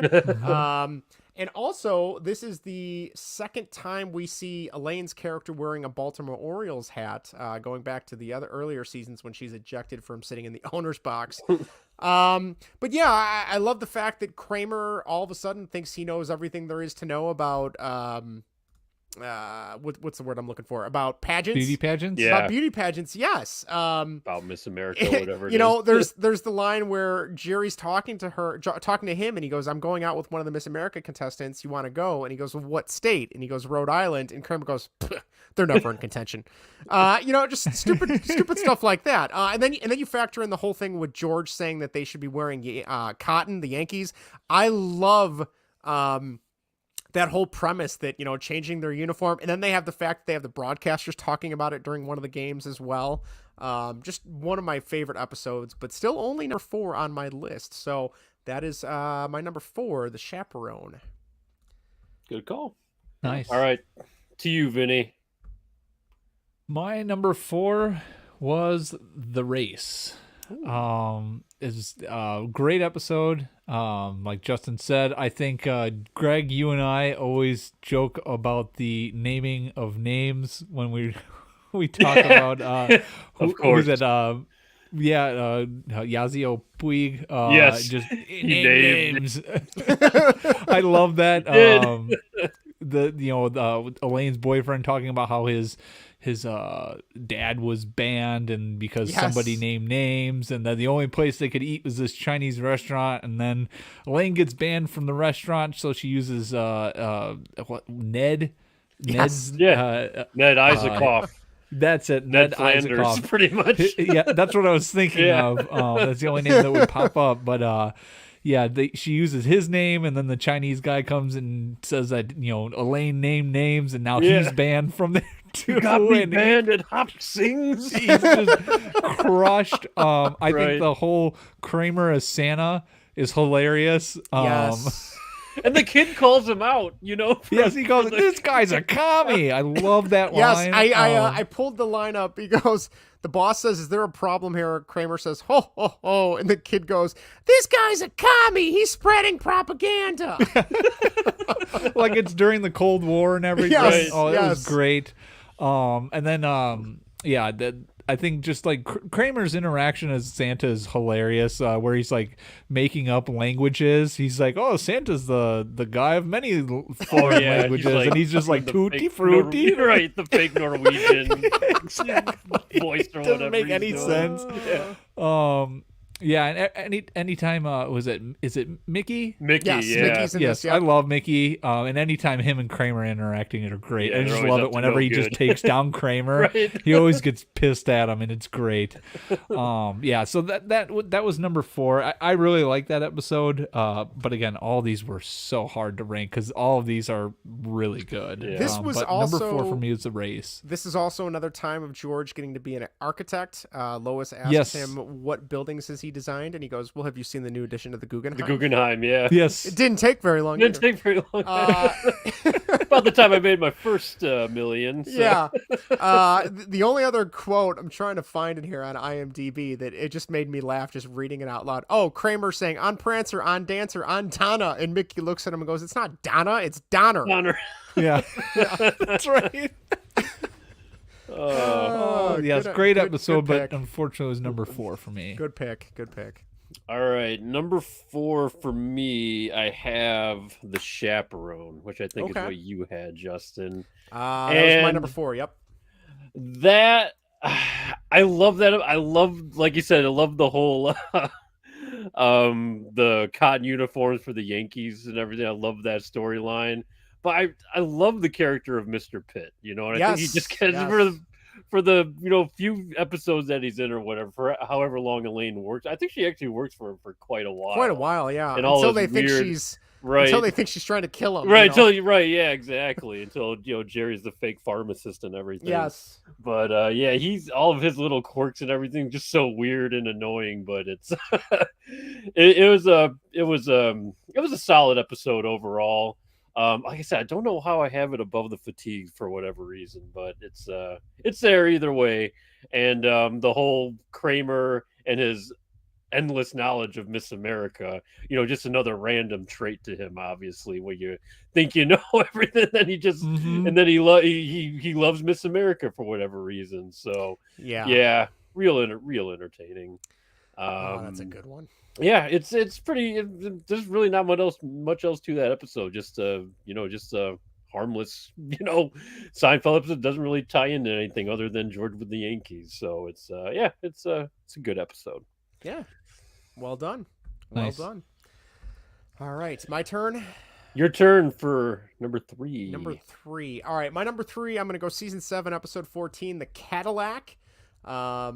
Just so many good quotes. I think I can't remember who it was earlier, but when you mentioned the whole thing with George making out with the pillow, and then constantly watching all these Marissa Tomei movies when his fiance gets home and she's like, "You're watching those again? You got a thing for her?" And he gets all bashful and starts blushing and those are all great. I also love any time Jerry's parents are in an episode. I just love it being at Del Boca Vista.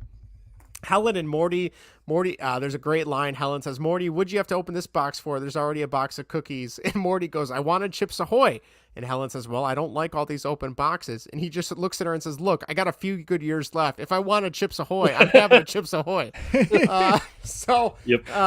Just a great episode. The fact that they got Marissa Tomei in the show, who would have thought back then? And then the whole discourse with him buying the Cadillac and being like, "Take the Cadillac. No, you give it back. No, he doesn't." And then his mom, he hasn't gotten that type of money, and just that whole thing. So this went pretty much how I had planned. So yeah, exactly. So yeah, that's my number 3, The Cadillac Part 1. Nice. Nice. Mm-hmm. Over to you, Vinny. My number 3 is the chaperone. A lot of good things like you guys had already touched on. Kramer just as the taking over the beauty pageants. Her whole thing about how she's supposed to have poise and doing the walk and how she's supposed to do that. And then the fact that Jerry kills the birds, right? The doves kills the doves, which was her act. She was going to do a magic act, and then Kramer makes her sing, and she's just absolutely brutal. Just about as good as Conan Gray was at the national anthem. Way to bring it full circle. Right? Yep. But yeah, I love Mr. Pitt. Such a great secondary character. And the cotton is king. George, being so excited that his idea worked, only for it to fail miserably. It was perfect George in that episode. That was a good one. I probably have that ranked. Looking at these now, probably could have the race above that one. But again, these are all really good in their own sense. So yes, number 3 for me is the chaperone. Good pick. Good call. Good call. All right, number 3 for me is this 2 or is this 3? All right, stick with the original list. It's 3. All right, number 3 for me is the opposite. Ooh. Interesting. And it was it was hovering around there at one point. But I think this is a good spot for it if for me at least with the episodes that we drew. Mainly for me, I love the whole have you guys ever had Juji fruits? Yes. Mm-hmm. They stick to your teeth. They're like almost worse than dots. Yeah, that's it's kind of like the same consistency, but I mean that guy for some reason that guy who plays Jake Jarmel just boils my blood or whatever. I cannot stand him. But at the same time I love his character because he's just so uptight, pretentious, and just annoying. Mm-hmm. So I love that he just loses his shit over that completely. And then the title episode, George doing the opposite. I'm unemployed, I live with my parents. Just that whole approach, just do the opposite. Because doesn't he order? It starts off with like the order at the restaurant, right, where he orders tuna on toast, but it ends up getting like chicken salad with like a cup of tea or whatever. And then that's how it all kind of stems or whatever. And then, George is having luck. Elaine, they're them switching roles or whatever. It's just, she even starts to dress like him and everything towards the end. It's just, it's just such a fun episode. So, and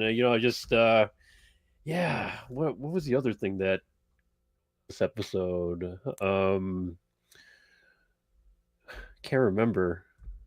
Within the opposite. Within the opposite. Wasn't there one more storyline? Kramer's book. Kramer's book. Thank you. Yes. I couldn't think of the coffee table book. Yeah, because he's on Regis and Kelly. Regis Kathy Lee. Yeah, he's a Regis and Kelly, and then he just turns into Kramer and just causes a scene and everything. Everything goes flying everywhere. So I mean I just love Regis. This guy's a little bonkers. Yeah.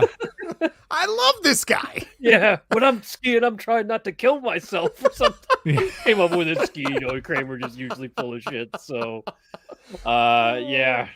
just another one of those classic episodes. So I have it at number 3. Good pick.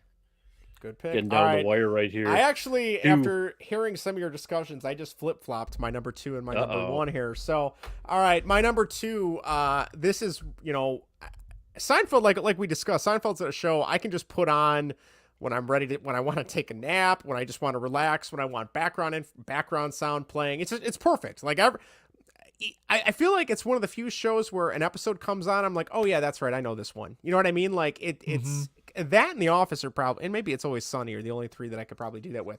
But anyway, season 8, episode 6, The Fatigues is my number 2. I don't know what else there is to say. It's just, there's so many good background characters. Eddie Sherman, the former soldier that is working at At what's it called? At Peterman. Peterman. You know, and then him coming up with lines for their stuff. It's a hot night. The mind races. You're thinking about your knife. The only friend who hasn't betrayed you. The only friend who won't be dead by sunup. Sleep tight, mates, in your quilted chambray nightshirts. Like what? You know what I mean? And then you got the whole thing with Banya's act on Ovaltine. You know, and the mentor being like, he got 2 minutes into it. I just couldn't take it anymore. He just thinks that anything that dissolves in milk is funny. You know, I mean, it's so good. And then another one, you know, Bengalese galoshes. It's tough keeping your feet dry when you're kicking in a skull. I mean, right? That's a great one. And then obviously my favorite part though is Frank Costanza, you know, getting back into cooking. You know, his flashbacks to when he found the meat and he's like, if I put enough spice on it, I could make it work. But men were keeling all over around me. I can still hear the retching, screaming. I sent 16 of my own men to the latrines that night. Like, and he's just freaking out. And then of course at the end, someone starts choking at the Jewish, is it Jewish singles night, if I'm not mistaken? Yes. And he just loses his mind. And after he feels being reborn. Yes. Yes. I believe it's, your meatloaf is mushy, your salmon croquettes are oily, and your eggplant parmesan is disgrace to this house. Yes. Not anymore. Give me that spatula. I'm back, baby. He cracks the egg with one hand and everything. Yep. All right. So another great part of that is how Kramer can't cook. Yes. Oh yeah. Where he can't. When he's like, I got mince? confused. You know. Right. So I can't. Yeah. I also dropped it on the way over. So. Yeah. Exactly. Here, Jerry, try these. Your skin and bones, eat. Yeah, I like that. Yeah, how he's acting like a mother. Yes, exactly. I had to figure for 200 people. Yeah, whatever it was. Complete train wreck. Yes, without a doubt. So yeah, that's my number 2. Good call. Nice. Go ahead, Vinny. That is also my number 2. Is the fatigues. Justin, Greg, you guys said pretty much most of the stuff that could be said about it. But another line from Frank was when he's at the Jewish singles night. He's like, "I feel like a phoenix reborn." Yeah. And then he sees Eddie Sherman start choking, and then the music from I think it's is that Platoon? I think it's Platoon. I think that's right. Yeah. From Platoon starts playing, and he's like just flips the tables over, and he only started choking because Elaine pushed him because he was going to quit. So yes, she smacked him on the back and then he started choking. But yeah, the whole thing about trying to season the meat when he was in the army, and I love the flashback where he like looks the same. They don't try to de-age him at all. It's just Frank. That whole storyline is hilarious. It's a great one. Then what was the other story in that? With Banya. The whole mentorship. Isn't that also the same episode where George starts defending Banya, where he's like, he's the voice of my generation? Yeah, I think so. Yeah, and Jerry's like, you're a year younger than me. He's talking about the shopping cart that has one bad wheel, and George is like, that always happens to me. And then what was Jerry's line? The cup is round. The canister is round. What do they call it? O-teen or round teen or something like that. Yeah. And then that's the whole line where Banya stops and looks at him. That's gold, Jerry. Gold. I always think about the when Frank becomes, I'm back, baby, when he starts cracking the eggs. I always think about that when I'm cooking eggs up in the morning. That scene. Of course. I think the storylines and all the storylines in that episode were great. So that was why I ranked it as number 2. Good choice. Adiago for Strings. That was the name of the track that's what it that is. Oliver Stone chose for Platoon. So it's Adagio. Yeah. What did I say? Iago from Aladdin. Adagio. Yeah.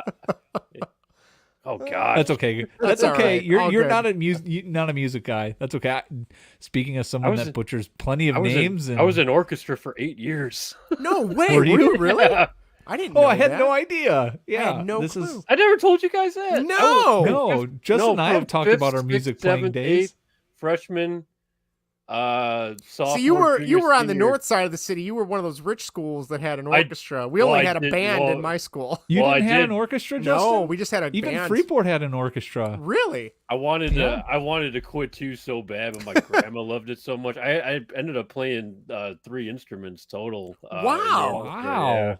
I don't know who this man is. I started off with the violin, and then we ran out of viola players, so I switched to viola, became second chair. Wow, that's pretty good. I was never second chair in anything. Yeah. Played a little bit of cello in 8th grade when they needed it. So don't ask me to play anything now.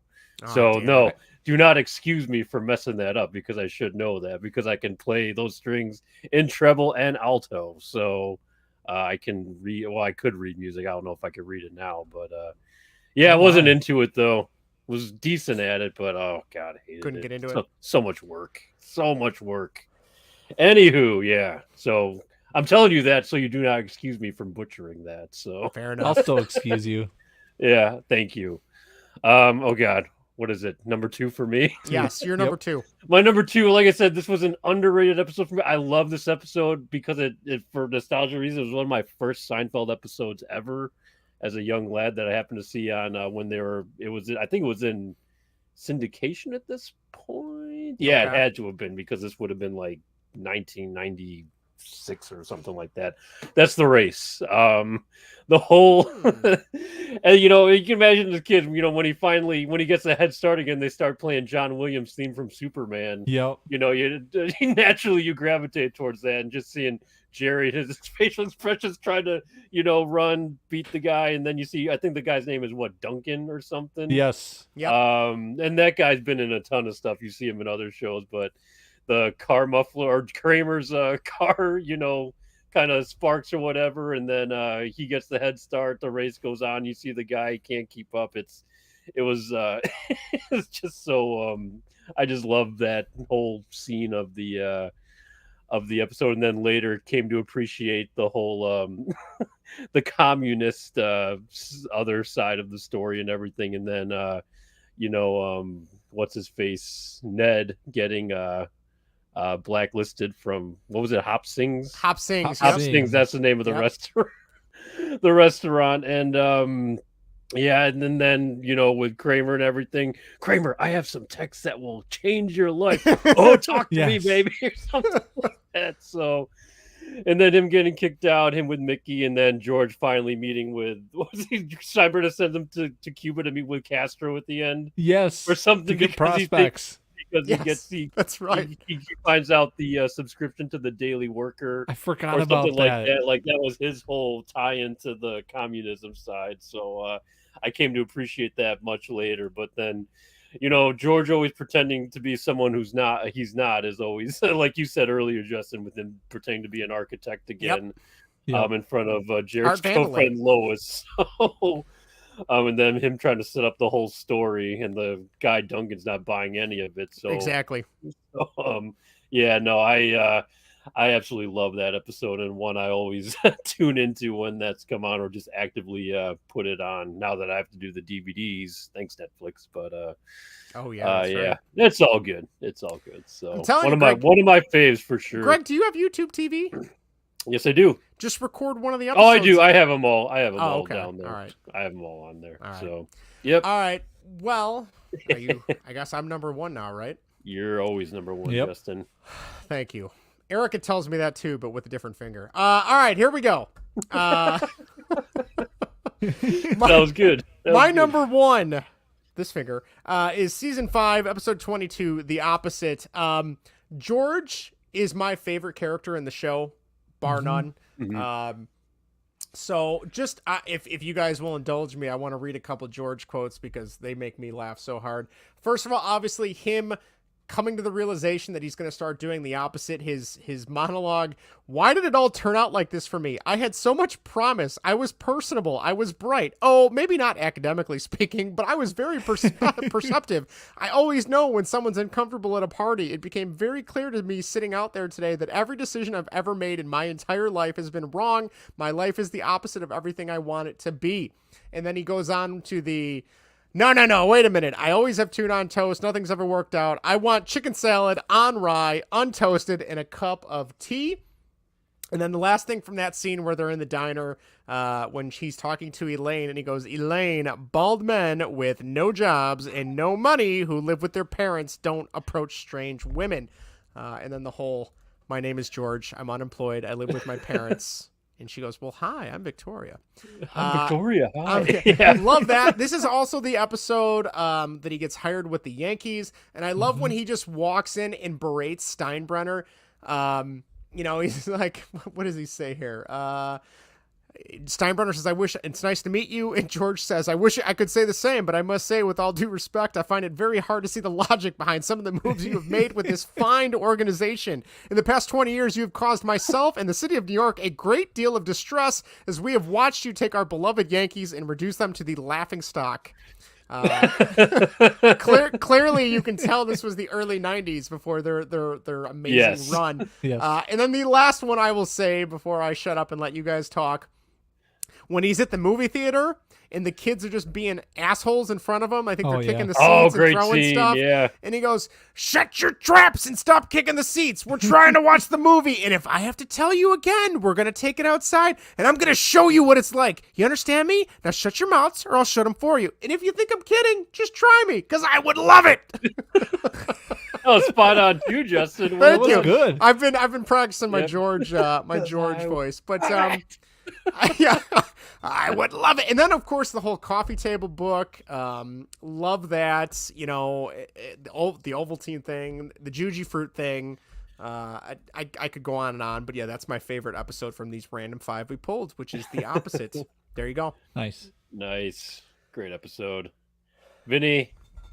My number one was also the opposite. The opposite, yep. So, yes, Justin, for the things you said, George was great in that episode. I mean, he pretty much did what almost every sports fan would love to do, is berate the owner and just give them a piece of their mind. I love that scene. And then he gets hired. Hire this man. Yeah, right away. Yeah.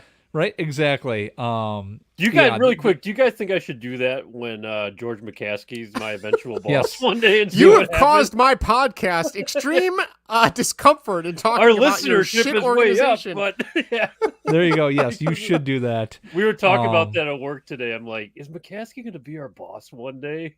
I was like, shit, he better pay more than Olin Krug. Then you take off for Olin Krug. So. You get a percentage of the parking. Otherwise, we're not going anywhere. We'll be stuck here forever. Like, God damn it. And that's my boss, too. So that's funny. Another suffering Bears fan. So. Yes. Yeah. But I mean, yeah, can you imagine getting to talk to the McCaskeys or the Wirtzes or the Ricketts or the Reinsdorfs and just tell them off? Like, and then get hired by them afterwards. How great would that be?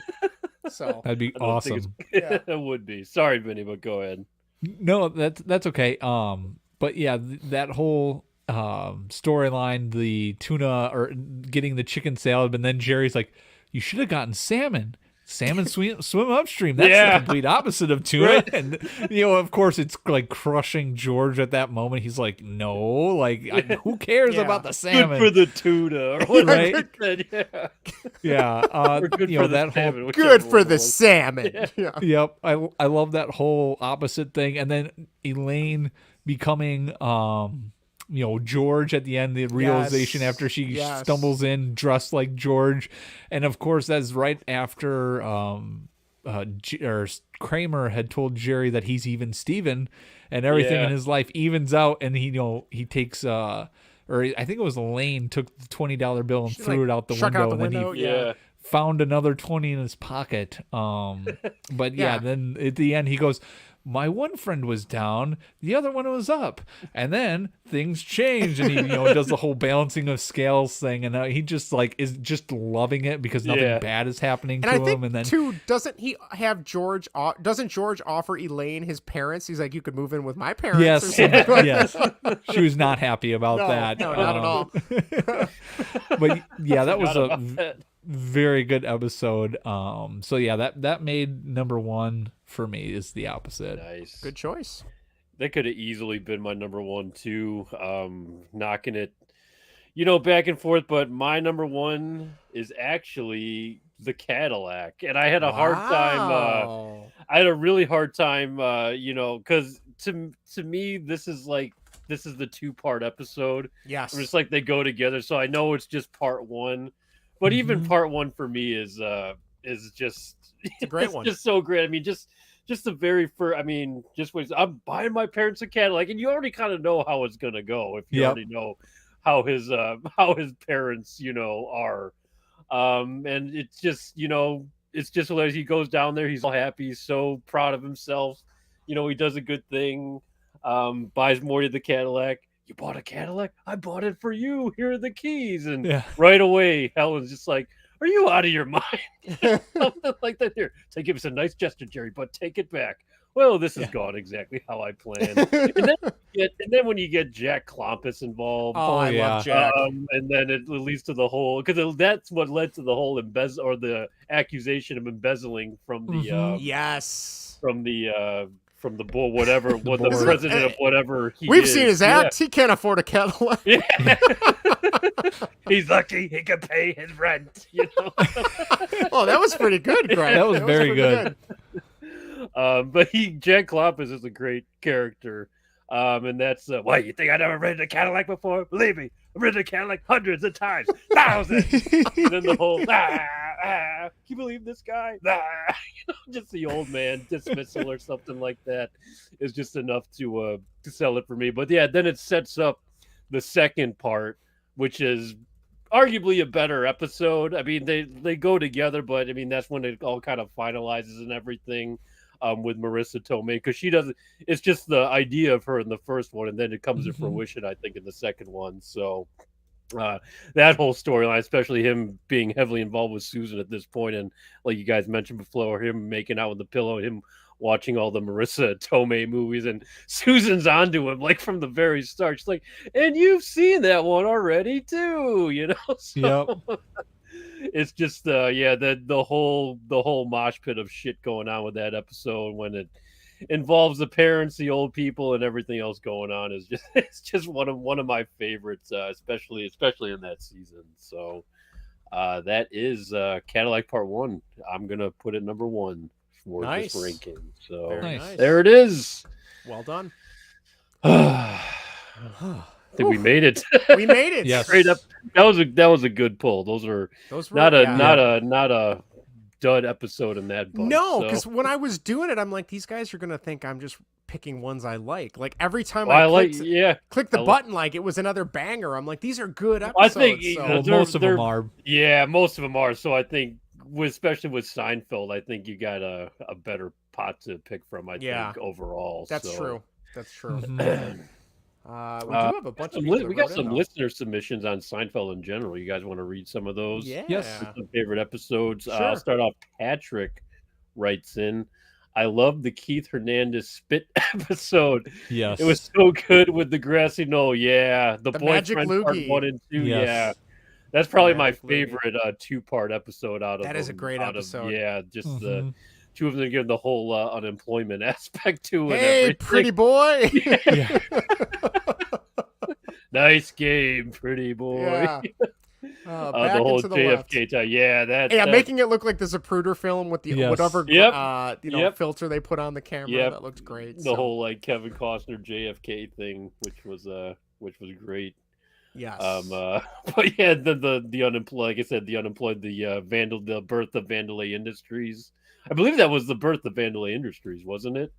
Not necessarily the name, but just the company, the latex company. So I think you're right. And then George on the can at the end. Of course, Kramer picks up the phone. George comes racing out. Yes. The classic Seinfeld scenes. You're way off. Yeah. No, you're way off. Yeah, that's the right number. But then you just see him on the floor, his pants are down, he's lucky pulled up his boxers, and Harry walks in, and you want to be my latex salesman. Just a perfect end cap to the episode. So I mean, nowadays he probably wouldn't have gotten up his boxers on TV. It would have been his ass just bare out ass, there, right? Yep. But it was the early Exactly '90s. right. You couldn't do that. Couldn't do it. Nope. It makes it funnier, I think. I think the boxers are funny.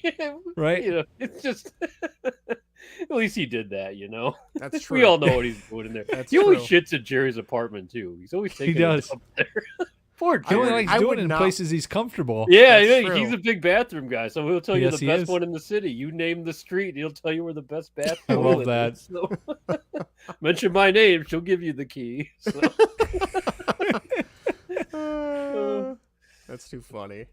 All right, I can take the next one. Greg says, Festivus for the rest of us. I got a lot of problems with you people, and now you're going to hear about it. Yes, that is a classic for sure. Yep. Melissa writes in the Mandelbaums. Yes, that family's great. It's go time. Shrinkage. I was in the pool dinner party episode. The Babka. Yes, that's a good one. Oh, the black and white cookie. Look to the cookie lane. Look to the cookie. Dinner party episode. Yeah. And then he ends up throwing up the cookie. Yeah, he talks about he's on a streak of how many years not having to throw up or something like Was that. it 14 years or something? Was it that long? Was it puke 3 since 93 or 83 yeah, since 93? Yeah. Something like that. Yeah. And then George's Gore-Tex coat in that same dinner party episode. Yes. That was a very good one. Yeah. It's Gore-Tex. Yeah. It's cool. You like saying Gore-Tex costs a lot more than that cheap Chardonnay. Just trade the coat for the wine. Good stuff. Oh God. Yes. Erica writes in the Chinese restaurant one and the one where they all end up at the same different movie. Guessing the ones in the theaters. Yeah. This movie stinks. Let's get out of here. Yeah, which one did they all end up again? Was that Rochelle? Was it Rochelle? I think it was Rochelle. Yeah. That movie came up a couple times. Yeah, because it came up with what's her name at the softball game too. Yeah, they made a musical on it. Yeah, and then that was Bette Midler. Bette Midler, thank you. I was forgetting her name. That was also the video in the car that was stolen the BO episode. Yes. It's here. It's still here. Yeah. Sean just says one word, Bosco. That's great. Which I completely forgot about this episode where Peterman's mom wakes up just screaming Bosco. Louder and George just got to get his ATM PIN number out of his chest or whatever. Yes. Bosco. And Peterman thinks that Bosco's his father. Right. Yeah. And I love in that had a lover named Bosco. Right. Or something. And I love in that one where they're talking about their PIN numbers and Kramer starts getting it out of George. Yes. He's like, "Oh, you're the one that likes to get a sweet tooth there." And he's like, "No, Kramer," and he like has to leave. He starts I love that. And then Peterman pretty much calls out George at the end. His name was Costanza. He killed my mother. And then Peterman just straight up calls him out. It's hilarious. Yep. So. Am I up? You're up. Kevin. Okay. Kevin writes in Mr. Bookman, and the library was the best episode. Yes, that was a great one. One of my favorites. That actor just passed away recently. Yes, Philip Baker Hall. Yep. Yeah, he's been in a lot of stuff. That scene where he's just going after Jerry's like, "Listen here, buddy." It's so good. Oh, what does he call him? Gosh, Joy Boy. That's he enjoys the drawings of pee-pees and wee-wees. Yeah. That's well, listen here, Joy Boy. Right? Or I love you got any coffee? No, I don't drink coffee. You don't drink coffee? How about instant coffee? No, I don't have any. What kind of person doesn't have instant coffee? Oh, he would so be giving that to you, Justin, speaking over of your house. Yep. You buy a jar of Folgers Crystals, you put it in the cupboard, you forget about it. Then later on when you need it, it's there. It lasts. There's probably Folgers somewhere in my, well, no, I guess you don't put it in the fridge. It's somewhere in my house for your parents. You can put coffee Vinnie, in the fridge. Can you really? Yeah. Yeah, probably I put coffee in the fridge. Yeah. I only like iced coffee. I don't like warm coffee. Oy. I'm one of those. All right. Anyway, well, you can make warm coffee and pour it over ice. That's kind of how they do it. You put it in the fridge. Yep. Yeah, I got that. Does he run the library too? Because everyone's afraid, or at least the one. Yeah, the librarian is just an investigator. Fears him. Yeah, they just fear him over there. Yeah, Mr. Bookman's gonna catch Mr. us. Serious. Yeah, Mr. Bookman. Terrifying. His name was Bookman. Bookman. Oh yeah, what does he say? That's like a what does Kramer compare it to? That's like someone named. Yeah. Was that like an ice cream I forget what it was. Named Someone named Cone? Cone or something. Yeah, it was Yeah. someone named Cone Yes. or whatever. Anyway, Allison writes in, I love the one where Kramer adopts a highway and paints over the line. Yes, for wide lanes. I love that. Ooh, Yeah. wide lanes. That's the one where Elaine's the janitor. That's Yes, where the, that's yeah, right. that's That's right. right. Yep. Because she has to haul all the rugs somewhere. yes. or something. And Newman's driving the fish truck. The fish. He's hauling the fish, and then the spark. lights on fire. Yeah. Oh, the humanity. Oh, that Does is the whole such a great scene. And then you just see Yes. him walking by like he's, Yeah, seeing this he's just horrible all thing. He's all toasted disheveled. and Yeah. everything. Oh, that is man. such a great scene. All Love right. that. Am I next? Yeah. Okay. Dave says the Soup Nazi is one of my favorites. Second would be the one with Kenny Rogers roasted chicken. Yes. The Red Menace. The Yeah. Red Menace. And then Jerry just- stays in there. Yeah. Yeah, and Mr. Marbles. Yes. Yes. that you, I Mr. love Marbles? that. I'll tell you something. Actually, the Soup Nazi, I still love that episode, but that used to be like one of my favorites. And I think since I've watched the show and understood more, like that is, I don't want to say it's gone lower in my rankings, but that's one that I don't maybe turn to as much anymore. Maybe I just exhausted it when I was younger. But when you see like Kenny Rogers roasted chicken, like that used to be like one I'd watch less. It was like, it wasn't one of my favorites. Now I absolutely love that episode, and I'll probably watch that over the Soup now and see if it came down to those two. Kramer eating the chicken in bed. Yeah, exactly. And just Yep. the whole when Jerry busts Newman there because he orders the family feast. And Yep. the steamed broccoli yes. gives him away. Jerry's detective skills kick in, and he deduces that Kramer's I love in love that. with it. He's addicted to the chicken. It's a great scene. Just to shoot the Newman, honey you wouldn't mustard. eat broccoli if it was deep fried in chocolate Chocolate sauce. exactly. I love broccoli. It's good for you. And then he wants the shot of honey mustard. Right, quick honey mustard. Oh, I love it too when Kramer goes when he like they discover that the light is like super bright, and then Kramer opens up the door and he like leans backwards from the light. That Like just the light worked is so just- perfectly. Yeah. that was a great scene. That's a yeah, good that one. that has a great episode. I love when he finally breaks Kramer too. When he's Yes. like, I don't think you will. In fact, I'll go tell him to do it myself, or I'll go tell him to turn out. I'm like, oh, don't you do it, Jerry. Can you never hurt anybody? Start freaking out. I love that. Yes. Seems like you got a little bit of problem. Oh, I got a big problem, Jerry. Yes. I got a big problem. Big problem. I love that. Oh, I forgot about that line. Oh, my God. that was so good. That's also the one with the hat too. Yeah, The Russian the hat. Russian hat. Yeah. Yes. And then Jerry and Kramer flip flop, and Jerry gets talking to Bob Sacramento Yep. Right, at yeah. night. I thought that was Kramer's friend. Well, we were up late, and We were, we like, got to talking. The sable hat yes. would end up being some sort of rat or something. Rat. Yes. Yes. Yes. It comes apart at the end. Oh man. Oh, Ashley writes in, I really like the episode where Elaine has the boy that comes for a visit, and she doesn't end up liking him, and he has to get him up to the airport, Yeah. but Was she that like misses a the alarm British and has guy to or- rush. Oh, That whole scene. that's What? the busboy episode, right? Because he's the one Yes. that can't find the brown sweater or something, and then Yes. Yes. they're trying to rush out. Yeah, it's a great Yep, scene. I love that. And that whole scene like is perfect for anybody that's ever had to rush Yeah. to get somewhere, and they yep. wake up out of that deep sleep, and you're just like Yeah. like You're running so- in place, right. like what is going on? Like Right, you're trying yeah. to find You something. can't even Like compute. she nailed that scene. It's so Yeah, real. Perfect. Oh yeah. The The guy doesn't even give a shit. I was like, I'll take the next one. I'll Exactly. leave I'll just tomorrow. go No, catch no, another no. one. Yeah. And then Ashley also said her acting is superb in that scene. Yes, we agree. The Soup Nazi, JFK's Junior's golf clubs. That's another good one. The Chinese Right, restaurant, yep. George's hair cream. Oh, God. When Jerry and George meet Elaine's dad, and the one where Elaine and George become friends by making fun of Jerry. Those are all great episodes. Oh yeah. Those are great. Yeah.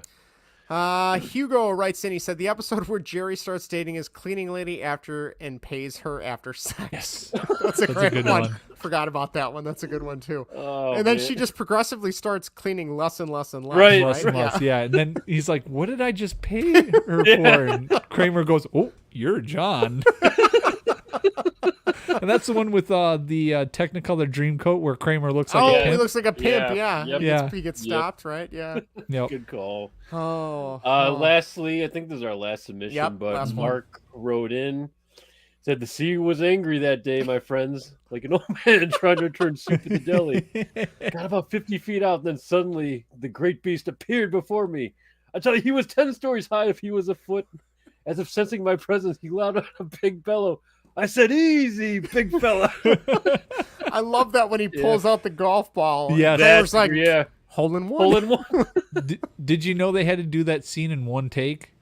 Did they really? I think I did know that. I think you told me that once. Yeah, they wanted the reaction because it was a live show. They wanted the reaction from the crowd, so they had to own one take to do the golf ball. And so that was, and I want to say it was somewhat ad-libbed, that whole. A lot of that was ad-libbed, okay. I want to say. But, yeah, they had to do that in one take because they wanted just a natural reaction from the crowd. That's awesome. Very nice. That's a great scene, great episode, too. But I'm not a marine biologist. Yeah. What am I supposed to say? And then isn't he like, I told her the truth and she left me or something? Yeah. Yeah, after he saved the whale, the fish. I don't know. Right? I don't know. The guy still saved a whale. I mean, Yeah. he legit saved it. He's in the papers. Yeah. A little slack. I don't know. It's George though. It's George. That's all that needs to be said. It's pretty George. impressive. Probably one of his, arguably his finest moment in the show. Right? Maybe that is most true. decent moment. He doesn't have many of them, but no, not many redeeming. Not many redeeming ones. No, not at all. So that might be his most heroic moment, no doubt. So definitely not the fire. So no, God, he erased it all. That one. Out of the way. I love that line when the fireman asks him, "How do you live with yourself?" Yeah. it's just a question everyone wants to ask him. Pretty much. It's not easy. At least he's honest. At least he told the truth. No one's buying his bullshit. No, exactly. Oh, all right. I love Seinfeld. I do too. Mm-hmm. Nice rankings, boys. I'm sure we'll be revisiting this again with another random 5 down the road. Yep. You can save those other 5 episodes in that hat. Sounds good. Sounds good. All right. Well, I'll hand it back over to you, Justin. Before we wrap up, Vinny, you got any last minute things you would need to get off your chest? I do. Funny enough, I was going to try to find a soundbite for when you announced that the Conan Gray was awful at the national anthem, and I typed in, "Please stop, my ears hurt," and lo and behold, Conan Gray popped up. I shit you not. That's amazing. I laughed super hard. I didn't even type in national anthem. I just said, "Please stop," or like, "My ears hurt, please stop," and his name popped up, and I could not believe it. So yes, you could probably type that in on your Google search bar and get his name to pop up. Then you can listen to some of his music, maybe even the national anthem that he does. Good. I am more than good. I still got to listen to this because I honestly haven't heard it yet. So maybe I'll listen to it after we're done here. But there you go. All right. Greg, what about you? Anything else you need to get off your chest before we wrap up? No, nothing I have to get off my chest. I really want to watch Seinfeld now. And what I did want to mention earlier is that I don't know, are you guys big King of Queens fans? Yes. Just recently, probably in the last 5 years, watching the reruns. I watched the original. Well, I mean, I think it was in syndication, but I watched it all the way through. And I thought it was okay. Then I'm rewatching it again because I DVR'd everything. Yeah. Mainly because of Jerry Stiller. Exactly. He's the best part of that show. Yeah, it's pretty much the extension of Frank Costanza, only, he's in almost every episode. That's a really underrated show. It's actually really funny. So. I gotta say, that is up there, though, with How I Met Your Mother as one of the worst finales. Agreed. I did not care for the finale. Yeah, I didn't see the finale. Yeah, horrible. It wasn't my thing. I will definitely agree with you. What happened? Spoiler. I think they end up leading towards a divorce, right? Isn't that they're adopting a baby from China, right? Because they had the whole season they could not conceive or they were unable and to. Then they kind of running storyline, but then they fall. Then they kind of flirt with this maybe we should get divorced. Yeah. And, he starts living in another apartment, doesn't he, for a while? I feel don't want to like- say yes for sure because I can't remember for sure, but I think it's something like that. Like they do actually like separate for a little bit. Yeah, So. and like it was just such a It downer. loses its spunk. Yeah. Like The Yeah. Office almost. Yeah. I mean, at least, well, yeah. I mean, The Office lost its Once main Michael cast Scott member, left. though, pretty much. I mean, it just kind of took a different turn or what. I mean, it Yeah. lost its spirit of the original, or at least the sure. first 5-6 seasons. Because really up until the very last season, I would say that it was pretty good. I mean, was Leah Remini as Carrie? I mean, she's underrated. Oh, she's awesome. actress. Yeah, Like she's incredible. So. yeah, she's awesome. But I mean, like I said, Jerry Stiller as He's his the best part of the name show. is Arthur. He's Kevin James's father-in-law on the show. He's incredible. Patton it's just like Frank Oswalt Costanza's is back. pretty good on there too. Patton Oswalt's I like good Patton too. Oswalt on there So too. yeah, good show. Yeah, no, I'm definitely enjoying rewatching it. So Cool. had to give a shout out to that quick. All right. Well, if you're still with us, thank you again for listening to the end of the show. Remember, you can find us on YouTube at youtube.com/baseball and whatever. Feel free to subscribe. We're up to 113 subscribers. Like, share, comment, all that good stuff on our videos. You can also find us on twitch.tv/baseball and whatever. If you are big into streaming, all our episodes are there as well. Feel free to subscribe to us on there. You can tweet us. We are over, I think, 710 Twitter followers now at baseball and what. You can email us baseballandwhatever@gmail.com, and you can go back and listen to any of the other 62 previous episodes on Apple, Spotify, Google, Spreaker, iHeartRadio, Overcast, Amazon Music, Anchor. Any of those good places have all of our stuff. So that's it. And we will be back next week with more baseball and whatever. Take care, everybody. Take care, See ya. everyone.